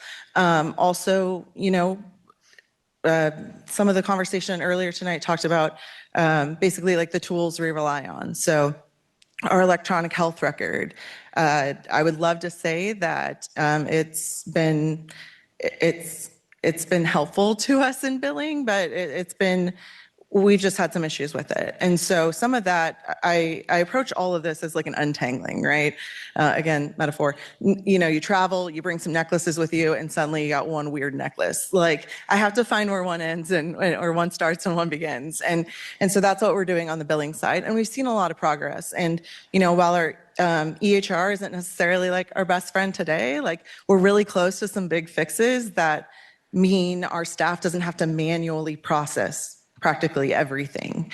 And so that obviously slows down our ability to get those claims out the door and ultimately reimbursed. And so again, we're working all angles on that front too. And Holly Goring, our new revenue director as well, a previously member of that team and has been at Burt Nash prior as well, brings a lot of energy and expertise into that. And so, like I said, we're really close to some wins and seeing improvement on those fronts, which we only expect to continue to happen in 2026 and beyond. So again, we can increase our contributions across the board. Yes. May I just add one thing too? In addition to our priority being obviously providing the highest quality and consistent services, since I last met with you, all the priorities were to obtain the expertise and bring Danny onto our team, to also obtain expertise in revenue cycle in our billing and claims, and that's Holly, who she mentioned, to utilize SSC advisors for their expertise, and also Devin Kim with Hasse and Long, who is an expert in the revenue cycle. We have been contracting with her as well. So we have identified many challenges and have actively and proactively fixed many of those. So we're seeing, I think, the fruits of that labor already.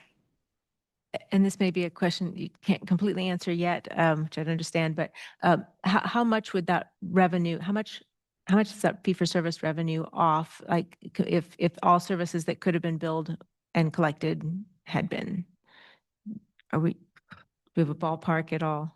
Well, we're certainly tracking the claims that are out there and the revenue that we're generating. We're also tracking things like our claims denial rate and any of the potential issues with receiving those claims. But I don't have a number for you at this exact moment. I don't know if you have. Yeah.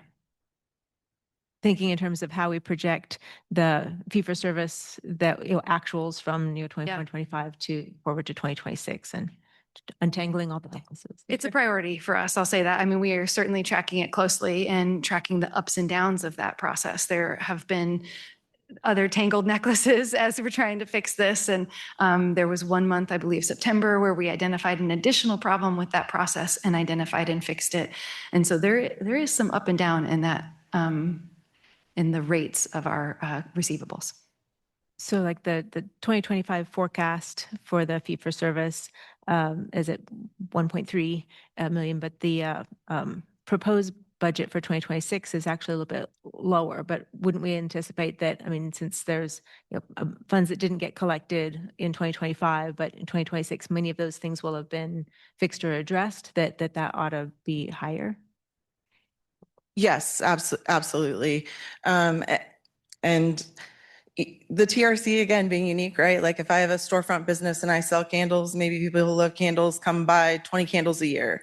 People who need crisis services, ultimately, like the hope is they get well and maybe, they receive those services at Burt Nash on an outpatient basis. But it's hard to predict. But ultimately across the board is yes, as we identify and fix these AR issues we've been having, whether it's system billing, denial, or billing it the right way or billing it all, more money comes in the door. We're confident about that. It's just hard to put a figure on it because some things are just squishy. So Right, and I know we won't have that number specifically, but it's the 2026 projected fee-for-service is lower than the 2024 actuals or the 2025 actuals. And so just, I think there's probably some work to be done to say, like, of the things that were fixed, I would anticipate that there could be a different projection for that. Sure. And it's also lower because, again, in this 2026, we said 26% instead of that 30% is being allocated in terms of BNC allocated revenue and TRC fee-for-service revenue. And I moved back several slides. Oh, okay. I said that to the original 2026 proposed, just the Yep. revenue part. And that's the part where I'm saying that there's a decreased projection Sure. for just the revenue from fee-for-service, not the other direct funding from Burt Nash. Sure. And so one thing I'll say is, again, as we have more months of real data and learn this business, learn the population, all the things that we're uncovering with AR, the initial the best guesses that were put into place were optimistic. And we're not aiming to be pessimistic, but again, I think it benefits us to be very conservative in that revenue number instead of, I'm not trying to aim low and then, far exceed and wow everyone, but I think it's a conservative, just like fiscally responsible approach to not be like, wow, it's going to swing all the other way. I think we've all got enough whiplash from that. And so I want to be really thoughtful about the changes we do make and the numbers we do put in front of you going forward. And I would say a little bit of that difference can just be the percentage of patients that come to TRC. So it may fluctuate if 18% is direct bill from TRC and maybe the next year is 15. So we don't necessarily control who's showing up every time and whether they qualify for Medicaid. So that direct bill may be different every year, but the allocation may be, because that's based off the number of services that were provided, that were Medicaid services that would then get allocated. So that could still go up, but the direct fee could still go down based off of how many people came, but the services might still go up. Yeah, and that's one set of variables that I recognize. But the other set of variables is there was a difficulty in getting payments back for that fee for service that is reportedly being addressed and fixed. And so that's the variable that I'm not seeing reflected there. Dr. Watkins, the memorandum of agreement, Yes. how is that coming along? Well, we actually had a meeting, was it yesterday? It feels like that was a long time ago.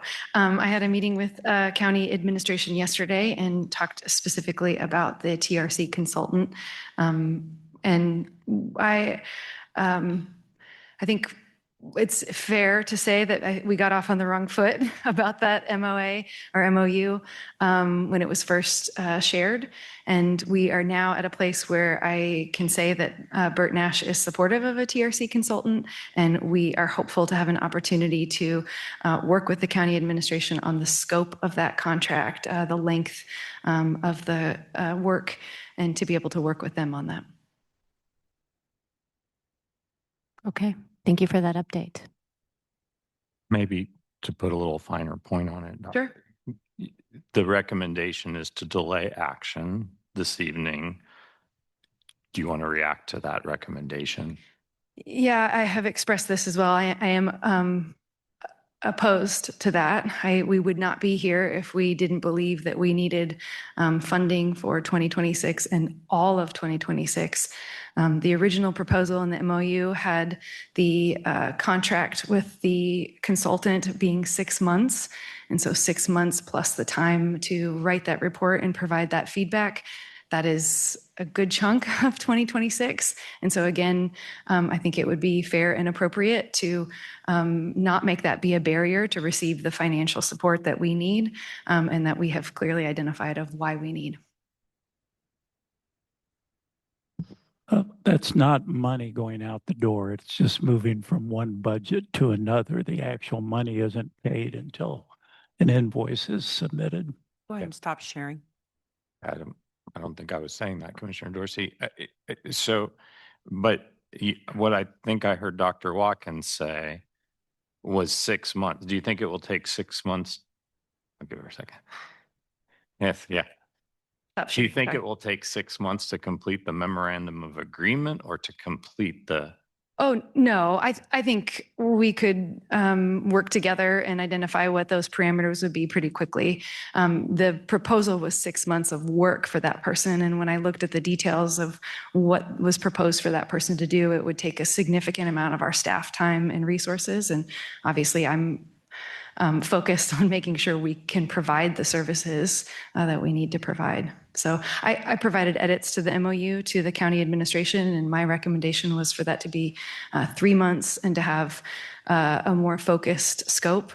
Like I mentioned in my introduction, we have many evaluations, including our recent CIC license, and there were overlaps in the scope of this MOU with what has recently been reviewed by the state in our CIC license. So I'm motivated to ensure that we all can receive benefit from that consultant and that it doesn't overlap with things we've already completed and that it provides the kind of information that I think would be helpful for all of us. Can I clarify on the scope of that, Sarah? The original proposal for 6 months was to complete an initial survey with a site visit and meeting with stakeholders here in Douglas County before the end of this year. And a preliminary report would inform a decision or a choice such as this. Then that would be followed by refining that proposal with recommendations to come, by March of this year. So the fact that we'd made no progress on that timeline between August and now is the thing that's really held us back. And I think that I'm going to be curious to see what we arrive at, because the proposal now is to not start this until February for a 3-month review. So I think there's actually a lot of work to figure out what work is to be done and what the pieces of communication, recommendations, and findings are for that report, because you're asking to look at operational as well as financial concerns. And I guess I was a little confused about the 6-month or 3-month, who's looking in our report, it's a, 3-day site visit in early scheduled, it was previously scheduled for early November, and then a report by the end of December. So is it, was it originally proposed 6 months working up to a 3-day site visit? What are the pieces I'm missing? And I guess I want to say here that this was a scope proposed by the consultant on this, and it's still working to be defined. And in our conversations with Burt Nash administration, we agreed that we should get on a call with the consultant and determine she should have some input on what she needs to do the work. So I would not consider any of the fine points of this scope of work as final at this point. So I would caution us from trying to negotiate them here at the dais. What kind of cost are you talking about for the consultant? I don't have that yet because we're still defining scope. So that's the problem of the delay that we're at, is I don't have any of that information because we have not been able to make progress on that since budget. The other question I had is, why isn't the state involved in selecting and determining the scope of the consultant? Because this is I don't think the state is a party to necessarily this agreement. Our hope was that this would help inform both Burt Nash and the county as we move into contract negotiations in 2026. The state does minimum licensure requirements. And that phone call or Zoom call that you talked about, that hasn't even taken place, even though we've been in conversation about this since August? There were some initial conversations, but I didn't get refinement. The first edits I got on changes to the scope were last week. Okay. And part of that was because there were multiple things that were involved in that MOU, and we had multiple discussions about potentially separating those things out, which is ultimately what we've done. And I think what's important to me is that it's a collaborative process, and one in which we also are able to participate in the identification of who the consultant is, and like I mentioned, the scope and the timeline for that as well. I just want to go ahead, Commissioner Willie. It sounds like you're interested and eager and at a place to want to support this thing but you haven't agreed to who, where, what, when, why, and that makes me a little concerned about what's that level of commitment. Interesting question. I mean, my level of commitment is certainly to ensure that I'm advocating for our agency and supporting us as much as possible, and working with our community partners to ensure that we're answering any question and need that they have in order to support the funding that we certainly receive. I think, like I mentioned before, I think it was originally proposed to me as a collaborative process. And at some point that person was picked and the scope was identified and the contract was completed. And that certainly caused some pause for me and warranted edits to that contract and submitting that and talking to county administration about it. Can neither of you respond to that? The contract's not finalized. We didn't get a lot of movement. We felt since August. This was originally a part of the MOU that is in your your next agenda item. I didn't hear conversations that the selected consultant was inappropriate. So, and I don't want to really get into like the individual details of this. We've had a delay in getting the external consultant picked and selected.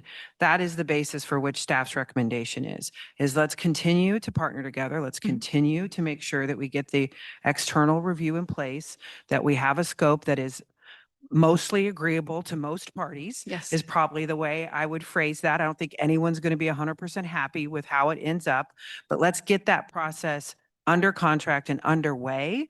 And I think we can do all of that in time to address any budgetary issues at the TRC in 2026. I definitely want this information by April as much as possible so it can inform their 2027 budget request. So, it behooves the county to keep this moving as well so that we can get that information. That's the reason why you have the recommendation from staff that you have. I just want to state a couple of things as I understand them, a couple of facts as I understand them. When we had our budget discussion, and I understand the timing and circumstances of that were difficult, and that was perhaps not as thorough of a conversation as we all could have had or wanted to have in that moment, given the circumstances and how fresh to that role you were. And I can appreciate all that thing.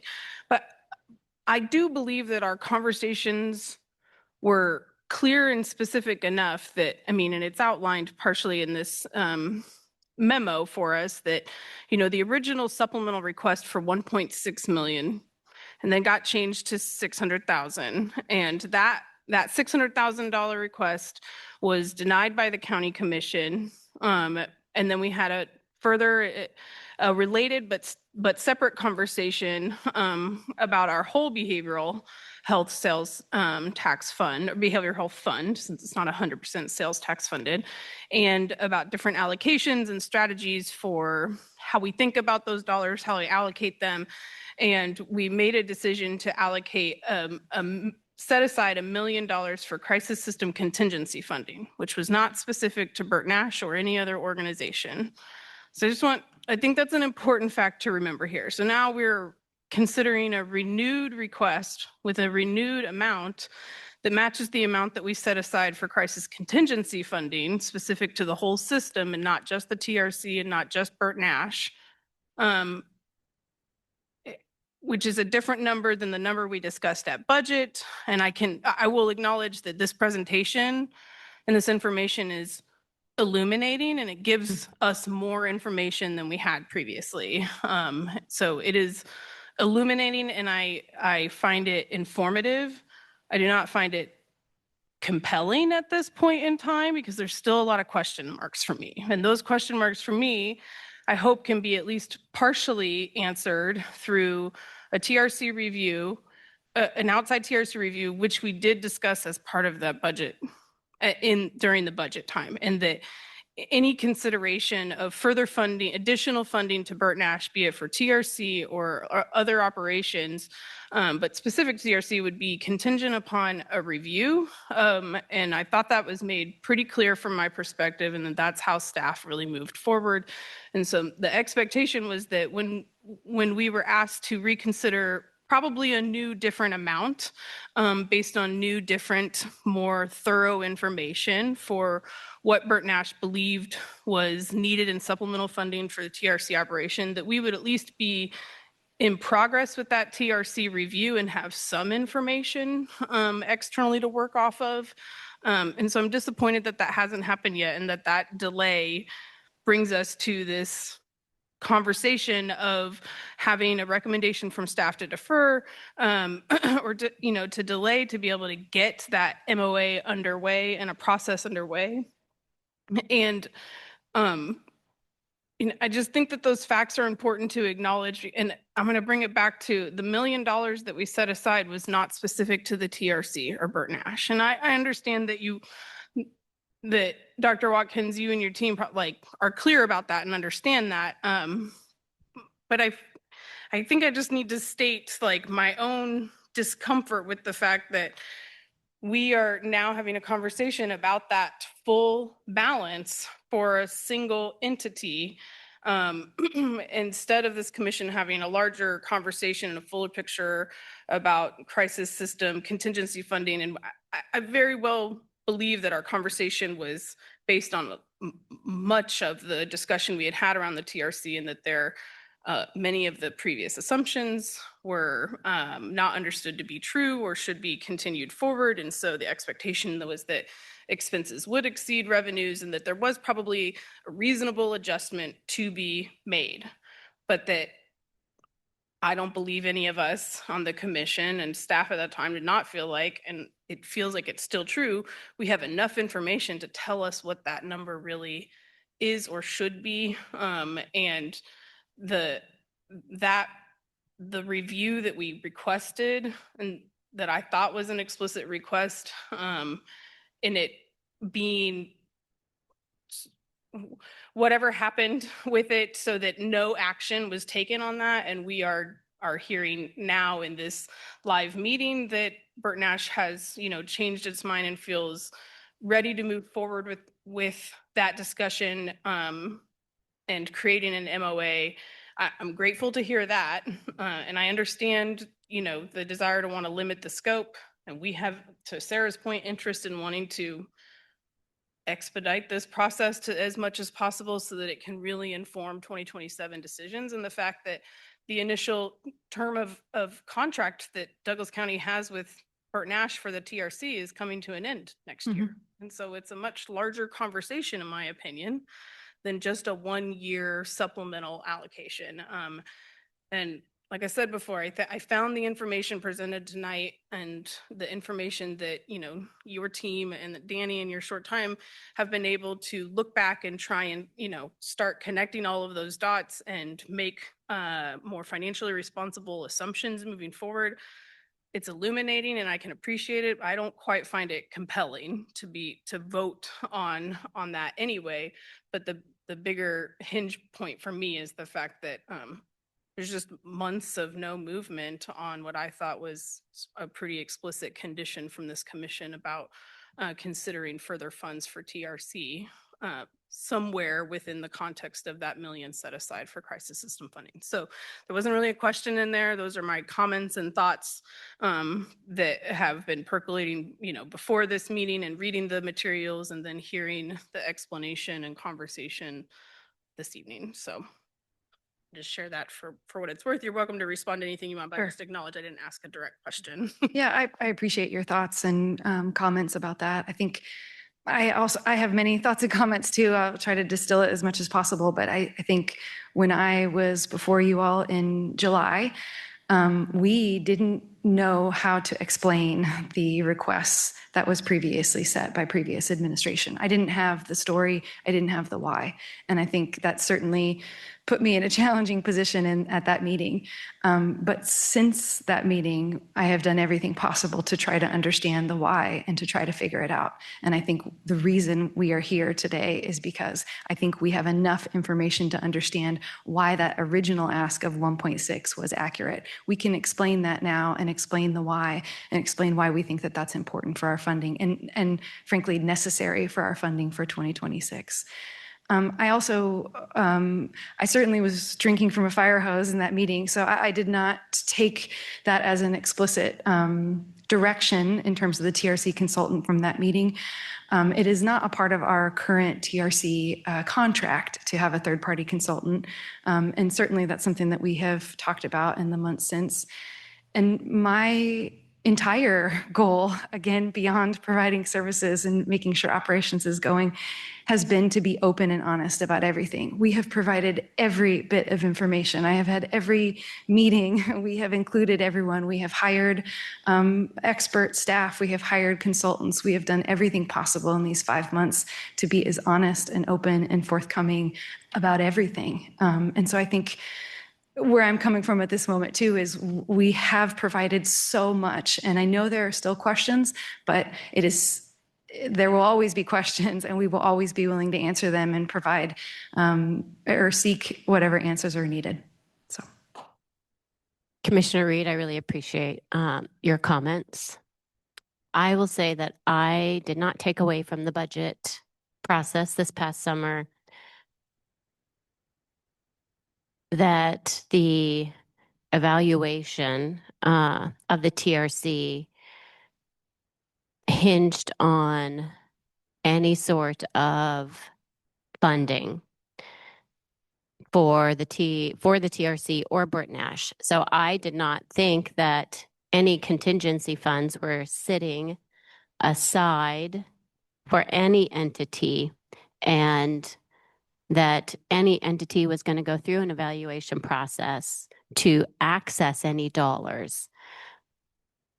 So if I'm mistaken, I would need to be corrected because I don't recall any of that from our conversations. What I do recall from conversations with Sarah and Bob was that in the past, prior to my being a commissioner, there were prior conversations about the TRC needing an evaluation, at some point in the future, after it had been operating for a while, to better understand its operations and opportunities for improvement moving forward. And I absolutely understand that, because anytime you do stand up a model or any framework, you do want to understand how it's performing and where you have opportunities, where you have gaps, and how you can improve. And so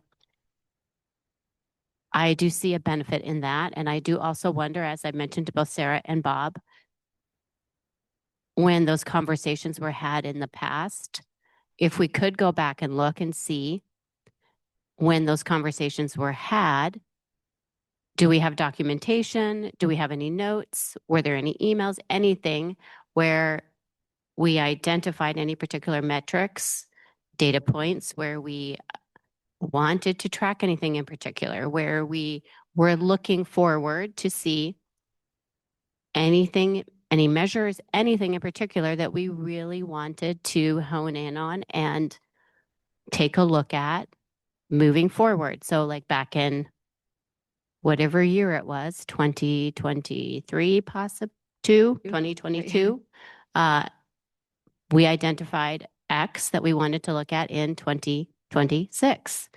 So that would be really helpful for us to take a look at now moving forward.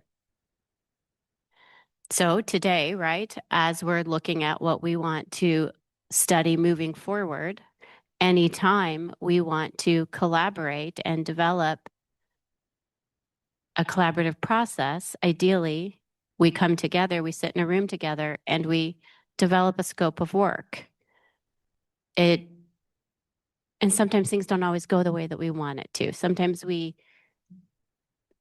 think we're being collaborative when we pull together a draft, or a consultant pulls together a draft, which is a first draft, and we send it out and we think, hey, take a look at this. And we hope that someone's going to see it as a collaborative process, and it's not seen as a collaborative process. And then we just need to pause, and we need to take a step back and ideally pull everybody together in the room and recraft that document. And I kind of think that's where we're at, because it was not a collaborative process for all parties involved. And I think that's all that maybe Dr. Watkins is asking for, is to pull the process back and to just come back to the table and maybe scrap a document, and then maybe sit down and recraft it collaboratively with all eyes on it, and redo it collaboratively, maybe even bring KDADs to the table. I'm not sure, but maybe have conversations about whether you should or whether you shouldn't, but maybe just have the conversation so that everyone can at least have their voices heard. And maybe it's not a good idea for KDADs to be at the table, but just have a conversation about it, just so that everyone feels like they've been heard and can have their voice be heard,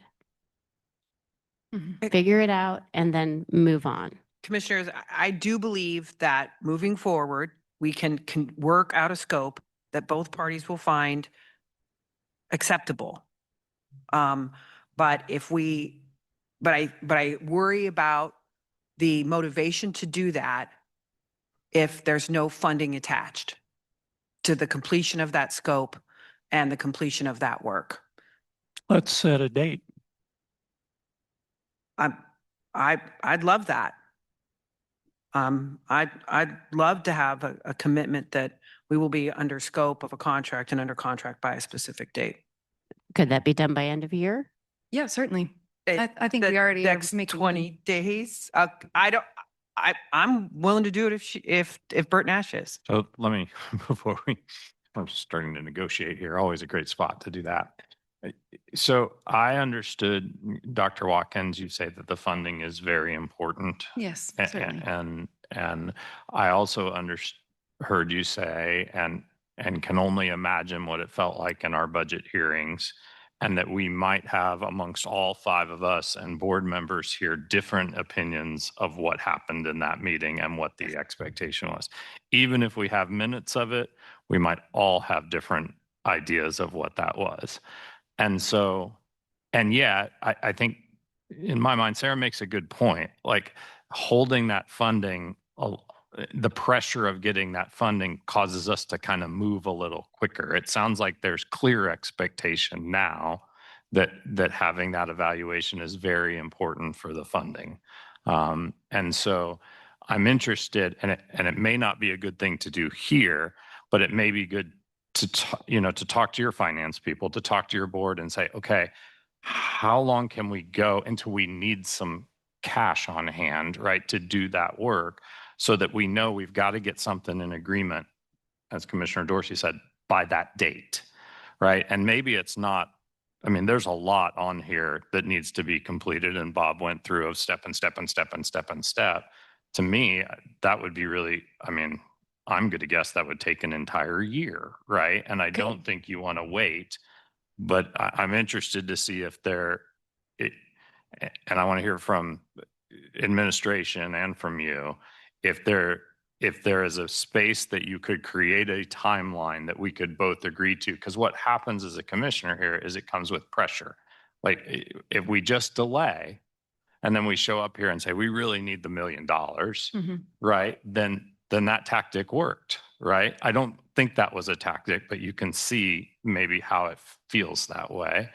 And at the same time, I think what I'm hearing Sarah say is, we want to make sure we make progress on the goals that we have set. If that was miscommunicated or misunderstood, or we just didn't have the capacity yet to be able to handle that, let's figure out what we do have time to handle. So I just offer that to ask both sides, to ask, is there a space where, to Commissioner Dorsey's idea, we could get together and figure out what dates might trigger funding releases? And Sarah, maybe start with you if that feels, I mean. I think as long as we continue to make progress towards getting an agreed upon scope and a contract, I think we can continue to make progress. As was noted in the presentation and as acknowledged by Bert Nash, in 2025, this current year on December 3rd, they are under budget by $900,000. To say that they need 1.9 on top of that by January, I feel like is not realistic. We give them 1.6. They're only going to get 700,000 this year because they can't bill for it because they don't have the expense. I think there could plenty of time for us to work through this process to identify what is needed for their budget in plenty of time in 2026 so that they're not in some sort of financial crisis. And I think we can commit to developing that timeline to make that happen. But given the current state of their financials, they're $900,000 under budget, and it's December 5th. They're not going to need 2.6 million on January 1st. That's also not how we disperse. It's also, funds. and I'd also be very, yeah. So, and I'd also, this is in essence an off-cycle budget request, and you guys know how I feel about those. So. Well, but I mean to say, we don't just disperse the amount of funding. Right. It's all based off gets- actuals, which is Right. a little bit to Commissioner Dorsey's point, so I think we will, we can move the money in a line item to them, but until they have the actuals that lead to that expense, they don't get reimbursed. So I don't really think financially this is an issue. What I want us to do is to continue to, now that we have clarity in a public meeting with minutes, that this is a review is important to the county commission, that we continue to make progress towards making that happen. Well, let me comment on that.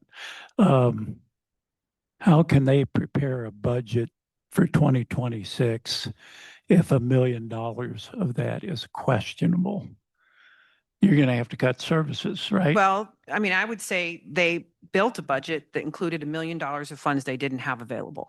Yeah. So if you wouldn't allow me to do that. You would make me required to modify my expenditures to make that happen. I don't think they're going to need to make that adjustment. I think we can get there. I just think we need to continue to make progress. They need this information, and we need to know that before their 2027 budget. And like that timeline is very, very quick. Their submittals are due to me by the end of April. Can I back up just a tad?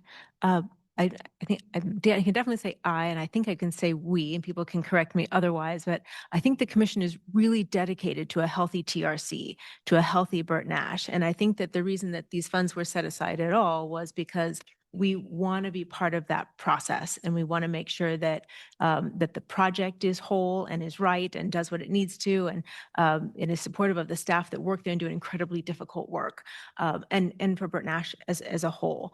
The asking for the review of the study, I think is centrally important to me, kind of based on some of the questions that I asked in the budget process, and that I also didn't expect you to have an answer to at that time, was we'd seen so many different versions of a 2025 TRC budget that we didn't know where to pin it to. And that's part of the reason that I think this study, this evaluation is so important for you, for us, for all of us, for the community to say, you know, we know what's going on with what it costs to do it, whether we're off. I really liked having the information about, I mean, it wasn't positive to us, but that, you know, it was projected that 30% of that PPS rate would be needed, but actually it's 26%. I mean, those are really important refining pieces, and even figuring out staffing levels, which, you know, we've been kind of all over the board previously, and refining that down, and then building a budget based on the staffing we need, and then having a healthy organization that can, you know, recruit and retain that staffing. I think that's what I would hope to see out of this review. And I think it's information that you want. I think it's information that we want. I think that we can work this out in a way that does not impact TRC funding within that, but we really need to see it happen. And so that's, I don't know that the conversation at budget, and we'll have to go back and review all our minutes, was if you do this, then we give you $1 million. And but I think but much of that funding was intended to make sure that the TRC could be whole, but not really understanding if that amount was needed in a project that continued to be under budget, and maybe even help finance back to the rest of Bert Nash. So there were just pieces that we needed to understand. So I don't think I can release the funding, and I'm saying I in this case, without a firm understanding of what we're getting out of that agreed collaborative study process. But we definitely want it to be the amount that's needed to do the job and do it well. I think it's something we're really proud of in this community. I think the Commission's proud of it. I hope Bert Nash is proud of it. And it's just good information for us to move forward with. Can I respond? I just want to say to a couple things. I appreciate that. And I can assure you that there is a 0% chance that we would be standing here before you tonight if we did not believe that we needed this funding for 2026, not in anticipation of 2027. I certainly would not be here. I don't think that's what I'm hearing said, or that I'm saying. I hope it's that we need the study to release the funding that would go into the 2026 budget, because we really need to know what's going on as you prepare a 2027 budget, which will happen in 4 months' time. So the first budget that we had for for 2025 was, years ago. I mean, and this is an evolving project and an evolving understanding. So there's some of that, but this is a piece that helps you set, and that we have a shared understanding of going into 2027 or the 2027 budget conversation, which will start in March. So, but the idea is that I think we can get to a shared understanding for the review that's needed in order to set a budget and a funding level. And we'll have to, we'll have to see a little bit more information to see what that was going to be. But that's my understanding of our conversation today. You used the word refinement too, and that really struck a chord with me, that I think these first 3 years are all about refinement. And you're right, there were many different numbers in many different budgets, and I think that's a reflection, again, of our evolving and improving understanding of the finances specifically for TRC, but also for the larger BNC. And I also want to note that in my first meeting with the county administration, the language that I was sharing in that very first meeting, I think Commissioner Kelly was there as well, was about a partnership, that we are motivated and committed to being good partners with the county. And that means engaging in a collaborative process. And I'm standing here today committing that we are willing and eager to engage in a collaborative process with a TRC consultant and wanting to do everything possible to ensure that we are providing whatever answers are needed, not just for you all, but also for the other investors and stakeholders in the TRC and the larger BNC. I just wanted to make one quick comment, which is to say, this might take the cake for like the largest supplemental request or set aside, but this is not the first example in my tenure here where we have set aside funds that are budgeted for 2026 that are within our discretion and that sometimes not until a spring month before we get underway for the next budget process are we coming to a final decision about whether and where to allocate those dollars set aside. So it is something that we have done with different organizations for different reasons. And sometimes, waiting for more information such as this, looking for external review or perspective that helps us get a fuller picture, and sometimes other circumstances. But this is, it's a tool that the commission really has to be able to try and strengthen the transparency and accountability that the public really expects from us, in particular. And I think this in particular is, it's such a key time because of that, now that there's a few years of data to be able to look at, and all of the other sort of sea changes that have occurred and had impact are maybe settled or settling down. And so things do become a bit more predictable moving forward. And that because this is a still relatively new service in our community, this idea of, an outside evaluation, I think makes a lot of sense and is an expectation that people in the larger community have beyond the commission too. So I just want to state a few of those facts because I think, I hope it colors in some context and that there is money set aside that is $26. And it is sometimes taken us into the spring, although we usually try to have those decisions made, as soon as possible. But sometimes it has taken us into spring months to release and formally decide how much of and where to allocate those dollars. So it's not a brand new process and it's not personal. It really is something, it's a tool that we have leveraged in different circumstances, different organizations based on different requests they've made to us over the years. And I do believe, to echo Commissioner Willie's comments, I'm confident that this commission is committed to the success of TRC and Burt Nash as a whole, and that to really use these initial years at TRC to get as thorough and intentional and robust information as we can to continue building on that foundation for success for generations to come, to me is part of it's part of the package. And so I share that to hopefully convey like why it feels so important to me, frankly, irregardless and aside from any of the financial difficulties that Burt Nash has been facing and working to untangle, even if those factors weren't present. I feel, and that's something I thought about coming into this meeting, I would feel strongly that this is a piece of the puzzle anyway to really consider such a significant increase in funding.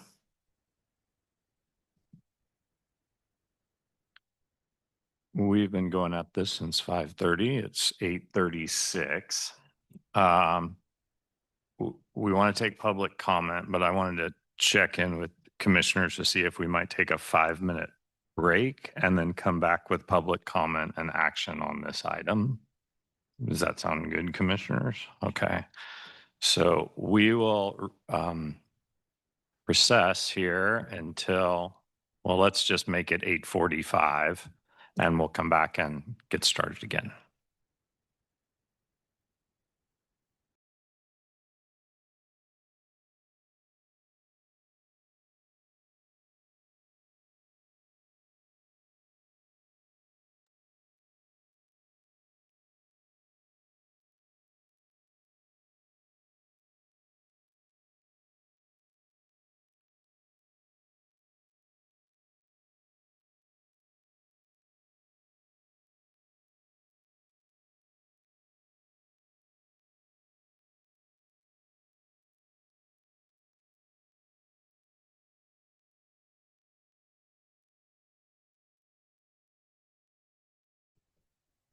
All right. It's 8:46 by one of our clocks here. So we're ready to start again. We're going to open it up for public comment at this time. If you have public comment on item 3.3, which is Burt Nash supplemental funding request for the Treatment and Recovery Center, we ask you come forward now and provide your public comment.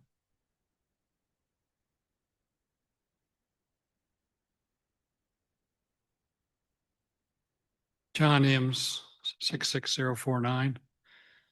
This was quite a conversation, and I messed up my comments, or you messed them up. Let me just say that, I was here during the budget negotiations. I was here when the reduction in force from Burt Nash occurred.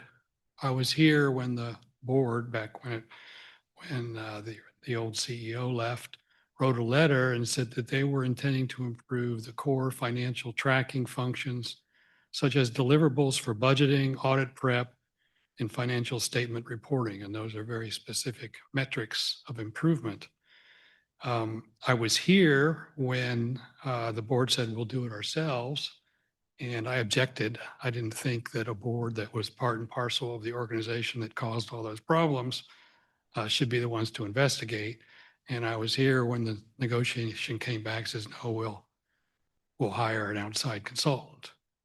I, like Professor Reed, was under the impression, and also Sarah, that there was a quid pro quo here, that certain things were going to be done in order for the commissioners to gain confidence that this same thing wouldn't happen all over again, regardless of how much money was provided to the partner. So I agreed with what Commissioner Reed said, and I came here in full support of what was written in the agenda, having to do with hold off on making a decision until we settled, if you want to call it a quid pro quo, understanding that you, the commissioners, had confidence that you were managing the money from the taxpayer in a way such that this wouldn't happen again. So that was my recollection. I even have the original letter. It must have been part of the minutes. That was my recollection of what was going to happen, and it hasn't happened. So we're still in the process of figuring that out. I do want to say very quickly in the time that I have left that one of the things that hasn't been discussed is the results of the services that are being provided by Burt Nash. That is, originally Burt Nash had on their website that treatment statuses would be reported for addicted, abused, financially troubled, et cetera, all the people that are treated, and that we would receive data about how many were treated, how many left prematurely, how many finished with functional improvement. And that's what we get. That's what taxpayers and you get for giving money to the partner. And I would hope that that would be part of the discussion. Thank you.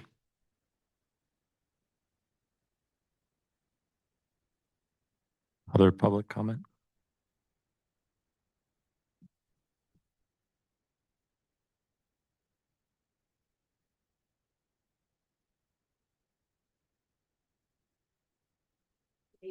Shirley Martin Smith.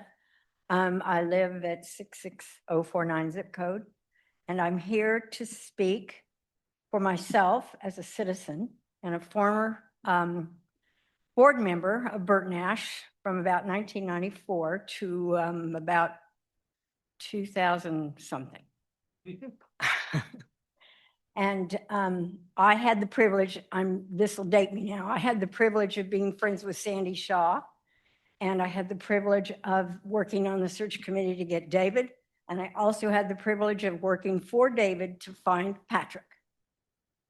And I also had the chance to chair the 1994 sales tax question with Sheriff Johnson and Dr. Terry Rudin, who is still with us today. And we did a sales tax in 1994 to build the community health building. And the reason we built it and got it done was it delivered a lot to the citizens. It cut our taxes, our property taxes. That was one thing that we promised. The other was more recreation. And the third was the building where it would house Burt Nash who was desperate for space because the hospital couldn't handle it anymore. So I'm telling you that because it was a successful tax question. My husband didn't necessarily agree that I should go out and ask for tax money, and I don't know that I would do it now, but I would do it for Bert Nash. And I'm here because I've never experienced, I'm from Topeka, so I've had business in a lot of cities. I don't know of any mental health center like Bert Nash anywhere. And I have friends who have used the service. I have relatives who have used the service at Bert Nash in all the different stages that Bert Nash has existed. I just am disappointed to hear of what happened this summer. And I'm very confident about Bert Nash and the citizens of Douglas County who support Bert Nash, that they believe this can get fixed. And we really don't need to hold up the services for the people that we supported by building the building and building the TRC. Thank you. Any other public comment?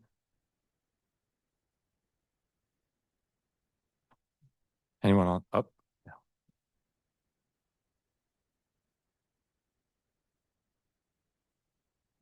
I have no idea what I'm going to say, so bear with me. But I think the impression that I got, Aaron Feldmeyer, the impression that I got is that potentially there was a delay from Bert Nash's side of things. And I think since things have happened this summer, I have seen nothing but more openness and more transparency and a willingness to continue to learn about the operations of Bert Nash in order to fix what hasn't been working. And where I got an idea about this delay was just some wording. And so that's what I brought up with me. So I guess this is what I'll talk about is in the MOU, I see, a line there that says the operation consultant will be selected by the county with meaningful input by Bert Nash. And then on the report for today's agenda, for this agenda, it says county staff in consultation with Dr. Kenneth Minkoff and Zaya Partners identified a consultant. And so I think those were the two things that maybe were misaligned, that there was no mention of in consultation with Bert Nash. And I think Bert Nash wanted to be in consultation with the county in order to determine who the consultant could be and would best help them so they're not stretching their staff and putting together a timeline that takes away from providing the services that then ultimately lead to a better Bert Nash and a better community and a better county. So that's where I've seen the delay. And so I want to make sure that that I just simply point out Bert Nash, from my perspective, especially since July, has been more than willing to share and give what they needed to give in order to continue to make progress. So, thank you.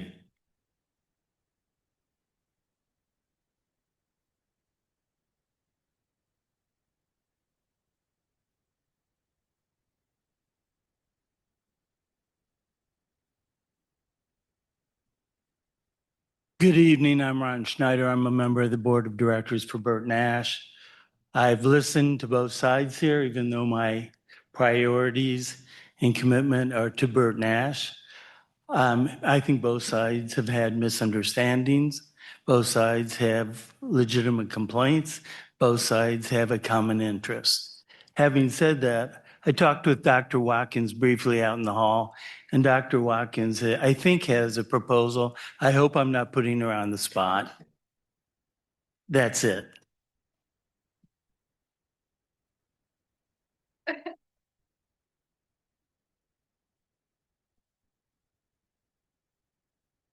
Any other public comment here at the courthouse? Anyone online, Sarah? Okay, I'll bring it back to the commission for questions, further discussion, and or motions.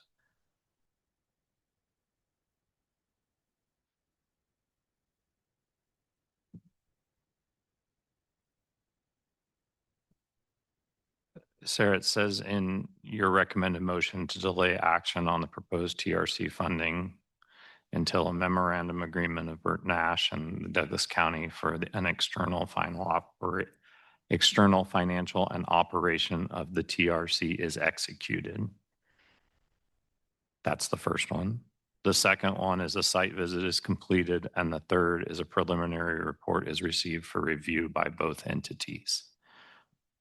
Do you have a timeline that you think that will be completed by at this point? From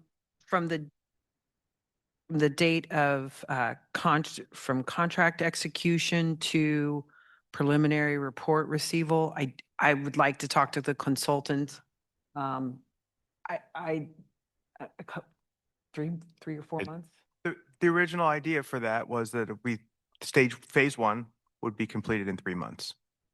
Okay, so, but that assumes once the memorandum of agreement is in place, which it currently is not, right? Correct. So we're looking at a minimum, if we got a memorandum of agreement tomorrow, it would be a minimum of 3 months. Is that? That's our best guess. That's our best guess? Yeah. Okay. That timeline, just for, that timeline is adjustable. The timeline was suggested, proposed, so that Burt Nash would have the time, so that we would not tie up TRC staff with an additional evaluation that had an intense timeline that was going to burn everyone out. The timeline would depend on the scope of the review too. Correct. Correct. It was taking into consideration what would it take to arrange a site visit, complete that site visit, and give the consultant time to work with the myriad of data that we have, to do some time looking through that, considering the agency's questions that they would like addressed, and then to get a preliminary report back that we could continue to discuss and talk through with the consultant, so that if we wanted to have recommendations to be considered, those would come out of a second phase. So it was always intended to be a collaborative process, including the selection of the consultant. The county did not select a consultant. The county proposed a consultant.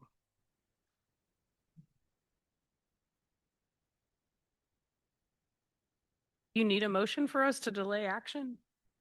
No, I guess if the commission is not supportive of staff's direction, I'd like to know that. So that's what I'd like to know. That was more of just it was a question I had coming into this meeting. Delay action is not necessarily a common thing. And so does it necessitate a motion or not? But I can appreciate the verbiage proposed, and that a motion to that effect, or as potentially edited by the commission as we might agree upon, is more clarifying for staff. I'd like to see everybody sit down in a room and hammer this out in about 8 hours straight. Commissioner Willie? I wanted to kind of tag on something I heard in public comment, but also from Commissioner Anderson, and just a little bit backing away from the conversation that's being had now, so forgive me. But there's a lot of robust data collected on outcomes from the TRC, and that all came out of a collaborative process between Burt Nash and the county for what were to be tracked for that. And probably not all of those things will need to be tracked into the future. There was a lot because it was a new model for us, and we needed to know what that was. And so, and that gets reported to us periodically, and we can make sure that Mr. Ims has access to what is publicly available for that. So I just wanted to say there's a lot that gets tracked.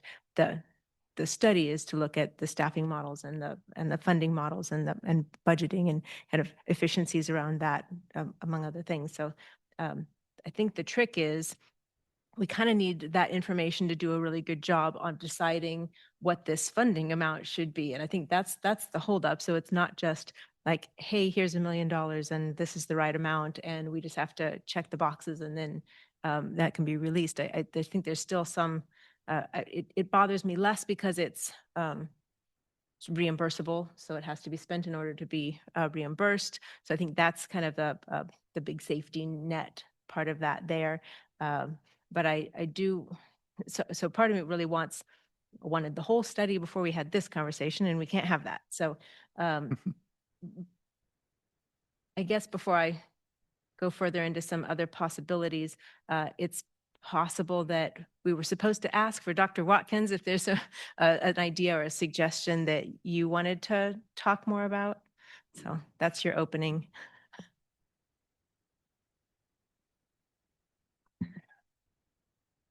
Oh, Ron and I talked in the hallway, and his suggestion is one that I think is a good one, is to identify a particular timeline.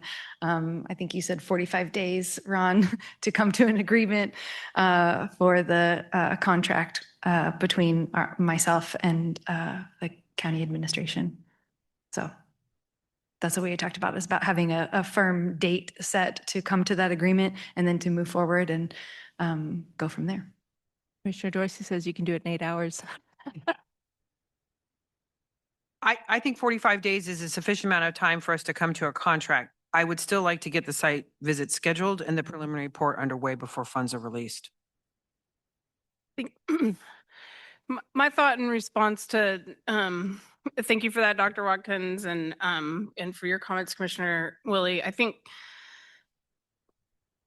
I don't know that I'm convinced that setting a specific time frame for that matters or makes a difference at this point. I mean, I feel compelled and ready to make a motion to delay action as written in the staff report, which clearly lays out the benchmarks before we would expect to have this request come back to us for further review. And those benchmarks are that the MOA is executed, the site visit is completed, and a preliminary report, not the full report, is received for review by both entities. I mean, here, like, that could take at minimum 3 months, might take a little longer, but those are all things that we don't know yet. So I guess, you know, if we put a timeline on an MOA, does that then trigger that we're coming back here to review that MOA? Or are we just going to trust that, you know, the MOA is agreeable enough between both parties, between our staff and Burt Nash staff?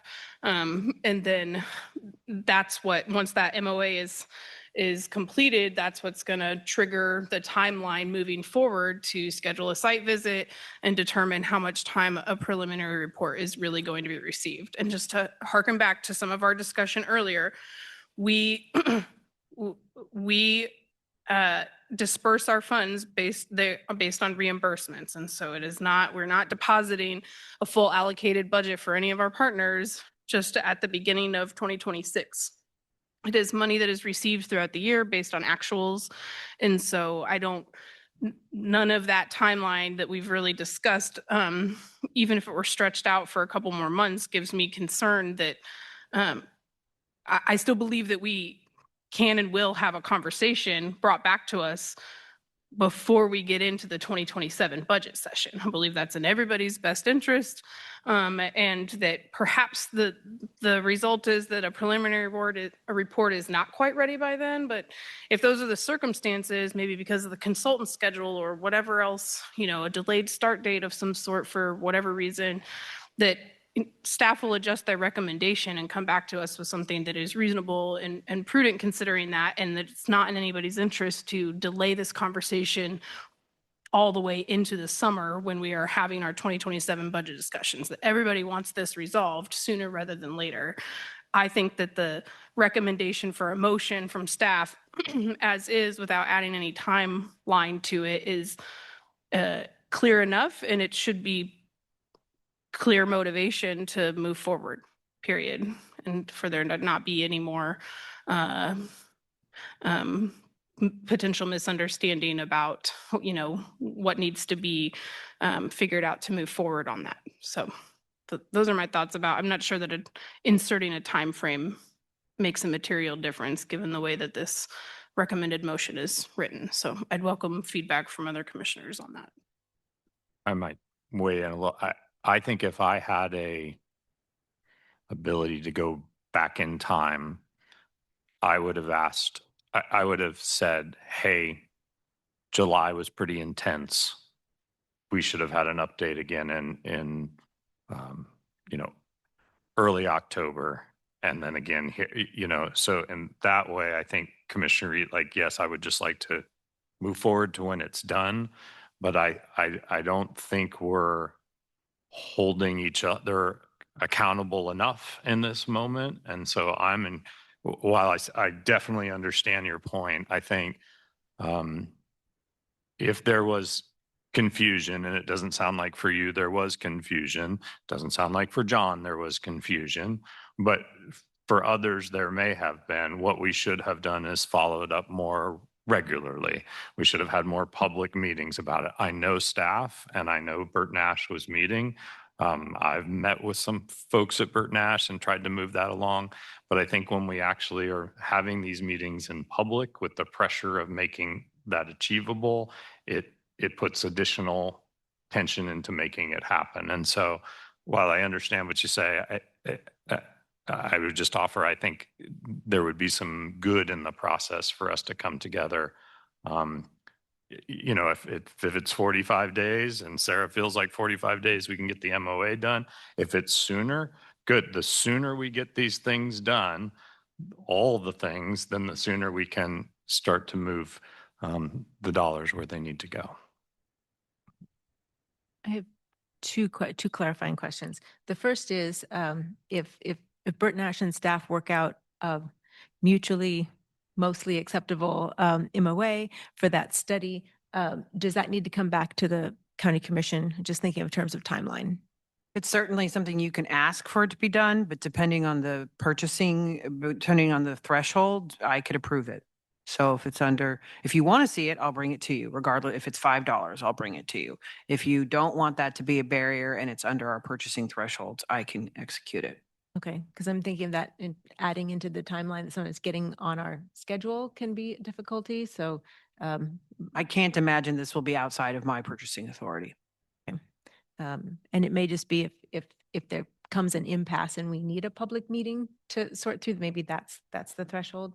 The other question was, if we're looking at a timeline that's 3 or 4 months out before this budget allocation is released to Bert Nash of the amount proposed or something similar, it doesn't. It just because we're on a reimbursable arrangement and there's already dollars allocated towards Bert Nash, that we still need a memorandum of understanding for the partner agreement to finish that out. But there should be enough money to go ahead and budget for an amount that is similar to what we're going to be talking about, and not need it for that first 4 months. I think that's been talked about a little bit, but I don't think it's a question of write us a different budget and then write another one in 4 months, once we've had this conversation. I think that may be part of the difficulty in the timeline from a Bert Nash point of view is we need it now, but it isn't a now thing. It's a needing an understanding of it. But I don't think it could be released until then. We wouldn't even need to have just the preliminary report. I mean, I think if we had an understanding that we had to get to a point of shared understanding. I think it's late and I think I'm rambling, so I'm going to turn it back to somebody else. Are there other comments? I'm going to make a motion unless there's other comments. I'm going to move. Stand up here. You can sit down. I'm sorry. Thank you for being there. Okay. I'm going to move to delay action on the proposed TRC supplemental funding request until a memorandum of agreement between Bert Nash, Douglas County for an external finance operational review of TRC is executed. A site visit is completed and a preliminary report is received by both entities, with Bert Nash and county administration to come back to this group by the end of January with an update on the memo of agreement. I'll second. Any further questions or discussion? All those in favor signify by saying aye. Aye. Aye. Aye. Opposed? Passes 5-0. I'm practicing. Thank you for your patience. All right. We have another agenda item. This is for a review of memorandum of understanding with Burt Nash Mental Health Center for financial, operational, or support with SS&C. Commissioners, I put this agenda item report together for you. We've talked about this a lot. There were different iterations of what we originally had planned to have in this MOU. This MOU in front of you tonight is only for assistance with SS&C for their financial reporting assistance and support. And staff recommends that we move forward with a not to exceed amount of $150,000. I had a couple problems with the contract. One says it will be canceled if there's a fire in any of the facilities. A fire wouldn't necessarily stop Burt Nash from providing services, nor would it stop financial records from being prepared. And Tell me what line you're talking about, what page you're on? it's in the actual contract, Pretty I'm sure looking at the contract. I'm pretty sure not it the is. SSC contract. I'm The- looking at the county contract. Hang on. I believe, Commissioner Dorsey, and you can confirm if I'm right, but I believe it's section C on, it's page 8 of 11 for the agenda page numbers. Yeah, this is a standard contract prepared by county legal counsel and reviewed by Burt Nash's legal counsel. It is just specifically for if there's cause due to other specified reasons. So it's standard contract language that both parties have agreed to. Is that correct? Yes, my understanding is this was reviewed by Burt Nash legal counsel and approved. No, the one in the packet. Well, it's the Commissioner- one you gave me. Dr. So, Watkins, if you it's could my come to the assumption. podium. So Dr. Watkins, in our packet, there is a funding agreement for financial and operational review. Yes, Have you and your legal team reviewed this? I have reviewed it. We had our original SSC contract and I saw the staff report on top of that. So I'm I'm talking about the language I got back from you, from Brad. from the original MOU, then yes. Yes. Our attorney has reviewed that in consultation with us. I'm sorry, I just wasn't positive what you were referring to. That's okay.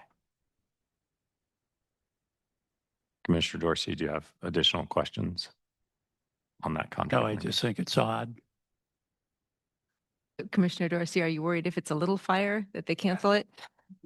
Well, Burt Nash had a building burned down due to a resident setting it on fire, so it can happen, but it didn't I stop. will knock on operation. wood right now.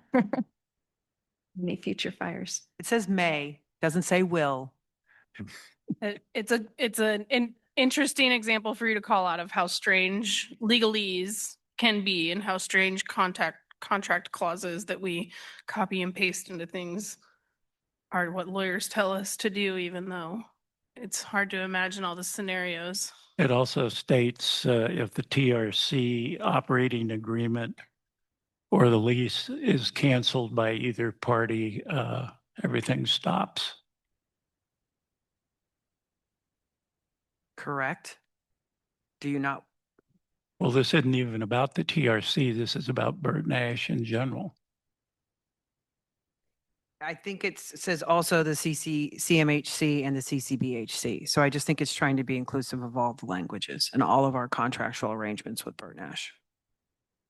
I thought perhaps it was a holdover when there were 3 items in the one agreement. And, No, this is standard contract language, including all of our agreements with Burt Nash.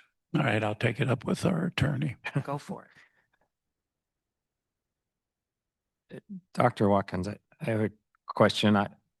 I was at the meeting that we first met with you on that very first one, and we discussed this arrangement and the need to have, I don't know that we called out SS&C, but we called out some help financially at the time. And there was an ask at the time, was my recollection, for some financial help. Since that, was there any communication with county staff or the commission that you had entered into this contract, or was that verbal agreement, the agreement that was sort of like, yeah, they're going to pay for whatever we do? I know that sounds crass, but yeah. Oh, no. And- yeah. This was something we absolutely needed and committed to, and up until this point have been financing because it's so important and necessary for this stage of our agency.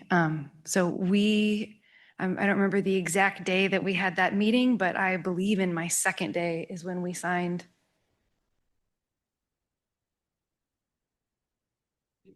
Matt, you're good. The SSC contract was signed. Yeah. You say.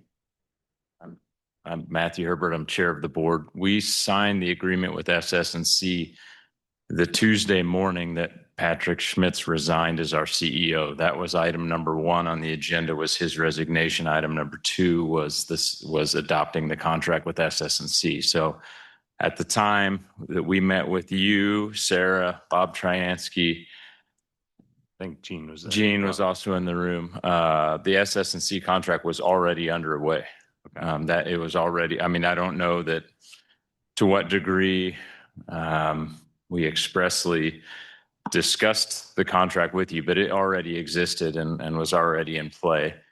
There was never any assumption on the part of Bert Nash that the county was paying for this. There was a request on our behalf that you do, but the contract was already inked prior to that request. Thanks.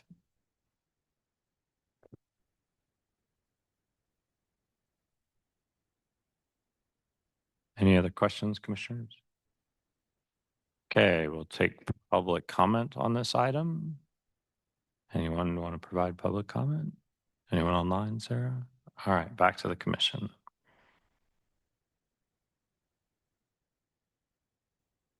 Guess I'll just hope there's not a fire.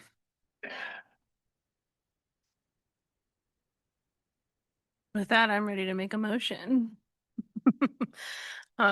This is Commissioner Reed. I move to approve a memorandum of understanding with Bert Nash Mental Health Center for financial reporting assistance and support in an amount not to exceed $150,000. Second. Moved and seconded. Any further question or discussion? All those in favor signify by saying aye. Aye. Opposed? Passes 5-0. All right, that concludes our agenda, our regular agenda for this evening. We'll move on to appointments. Commissioner Reed, we're glad to have you back. Yes, thank you all for your patience. Certainly intended to make this one on November 12th before getting sick. And so I would like to, we have recently, just to give a little bit of history for anybody who might be listening, realized that Fair Board appointments, even though they are attached to a township, do not require that the member sitting in that seat be a township resident.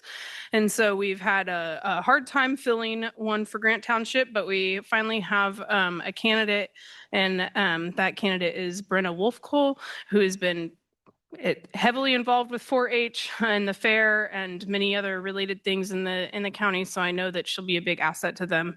And Brenna, if you're listening, I apologize for the delay, and I thank you for your patience in waiting on me to make this formal appointment of Brenna Wolfcole to the Grant Township seat for the Douglas County Fair Board.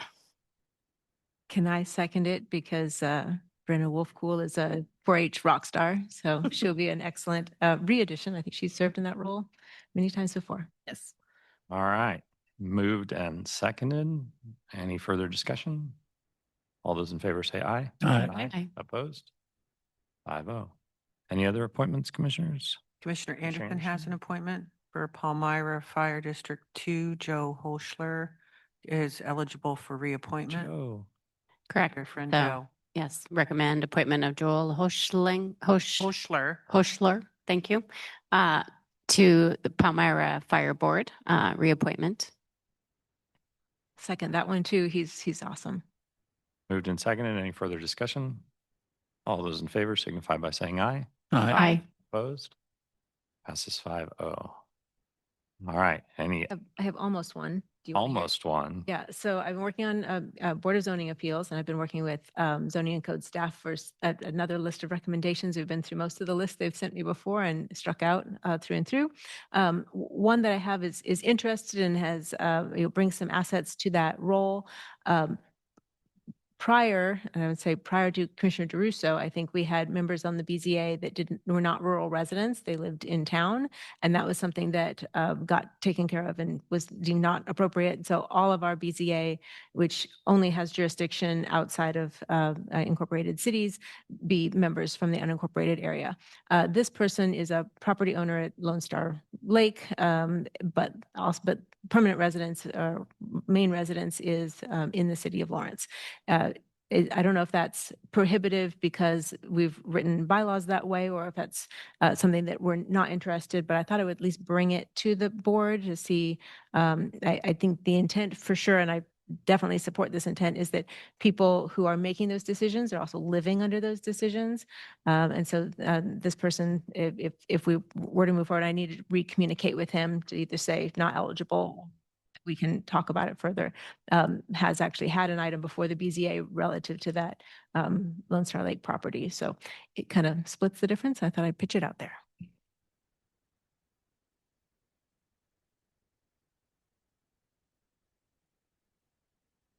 Okay. We'll let it. Yeah, I'm Some looking, feedback. yeah, I don't feel appropriate commenting as the one commissioner who has everyone in the city. So I was leaving it to my colleagues. So you're saying that he lives in the city, but he also owns property out at Lone Star, correct? Yes. So he like splits his time basically? I did not get so far as to ask what percentage of time or anything like that, but has some academic or professional background in land use, and that was a draw also. I mean, I'm comfortable with the fact, I would like to know more, I guess, if he does split his time, right? In both areas of our county. But I would be, if other commissioners are comfortable, I would be comfortable, especially if he does split his time in both areas. And especially since he does have experience in both the county and in the city. I think that would also bring a really unique experience, right, to the BZA. So I think that could actually be a really good compliment. But I'd also look to my fellow commissioners to see what they would think. Unless we think that this is truly just an unincorporated, like it should strictly be an unincorporated board. And it depends on if it's written in the bylaws that like, yep, that's. I don't know. it, or no, Okay. I just know in the past it was, which I did not approve of in the past, that people living in town and making decisions for the unincorporated area. What, I don't mean Patrick. I mean, from what I understand, the BZA. bylaws say they must be a resident. So I really don't want to like either that's what the current bylaws say is a resident. I have other names to pursue also. But I guess, is he a dual resident? So you say he has residency in Oh my both goodness. areas? Yeah, I think that figuring out like how people split their time, to me, it's the distinction of, is that, are you a property owner in the unincorporated area is what I would think is a more appropriate standard perhaps, but if the bylaws say resident, I don't know that we have a very explicit or clear definition of what Right. equals resident, the amount of time that you're staying. So, I mean, there's so many variables to that and people have so many different circumstances, their lifestyle. But I think that if he would consider that it's not his primary residence and he merely owns property in the unincorporated area, and then that doesn't really Doesn't meet fit. the spirit of what the bylaws currently state. Even though it seems to me like it matters more that you're a property owner subject in some way to those. Exactly, rules. exactly. I think we can signal to the BZA that if they want to change their bylaws to make it more inclusive, they may do so if they choose. But And we I- have 2 spots open that we've had some struggle. one. I think One there's spot. just one spot open. I thought we had filled one, but I'll get some clarity. Okay, we filled one that was then a resident in Okay. in Eudora. So I think we have I 2. I had We one have that, 2. Okay, all Uh-huh. right, so Yeah. two. Yeah, because I So- thought that we had to vacate that one, right? But I'm Yeah. still working on it. So Okay. I can I've- communicate yeah. that back. I think we have 2. Oh. All right, that's the only one I didn't have. Any other appointments or bylaw changes we want to make? Okay, we'll move on to Commissioner and Administrator Miscellaneous, and we start with Sarah's memo. Thanks, Commissioners. You've got schedule items tomorrow and Friday, and then next week related to the Economic Mobility Project. I want to make sure Commissioners note that in the memo, the Solid Waste Management Plan Survey is going out now and is available through December 24th. You've asked us to identify to you when we send out those surveys to the community, and it is out. So next week, we have 2 more agendas left this year, and then we will not reconvene until the new year on January 7th. Commissioners, that's all I've got. Thank you, Sarah.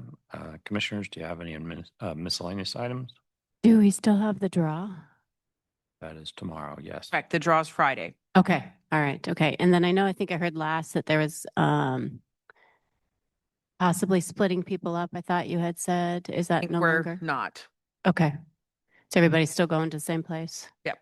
Yep. We're going to go to the local draw. Okay, I believe there's an EDC update at 7:30 tomorrow morning. If anybody's going to I'm that. going to that. All right. yes. So do we have that? I haven't noticed on the website. Okay, got that. Tell all your friends about the solid waste survey. It's very important. And I think it will bifurcate into in town and out of town and ask different questions. There's been a lot of good work that went into that. And also I reached out to the sheriff about a program that we started funding in 2023, the Life Scan project. Some of you will remember and some of you won't. But it's a program designed for first responders to do some more in-depth health screening, and that's available through the sheriff's office. Just kind of reached out to say, how's that been going? I think there's a lot of positivity around it, and I asked if it was okay to get some information to share back or have the sheriff share back. Actually, might be Major Bunting that's done that work, but I'm at the time forwarded that as a program to Chief Llewellyn at LDCFM, as the program is really built around firefighters because of the high cancer risk that comes with that work.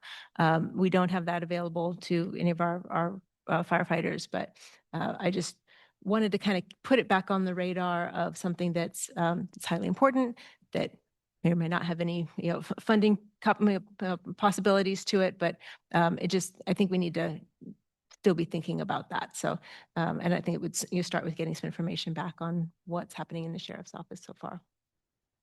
That's all. All right, Commissioners, I am going to the Better Debate Tomorrow thing. If you haven't looked into that, I would highly recommend it. I think it's going to be an interesting process. So you might do a little searching on a Better Debate, see what that is. Anything else? I will be there as well. All right. All right, with that, we are adjourned.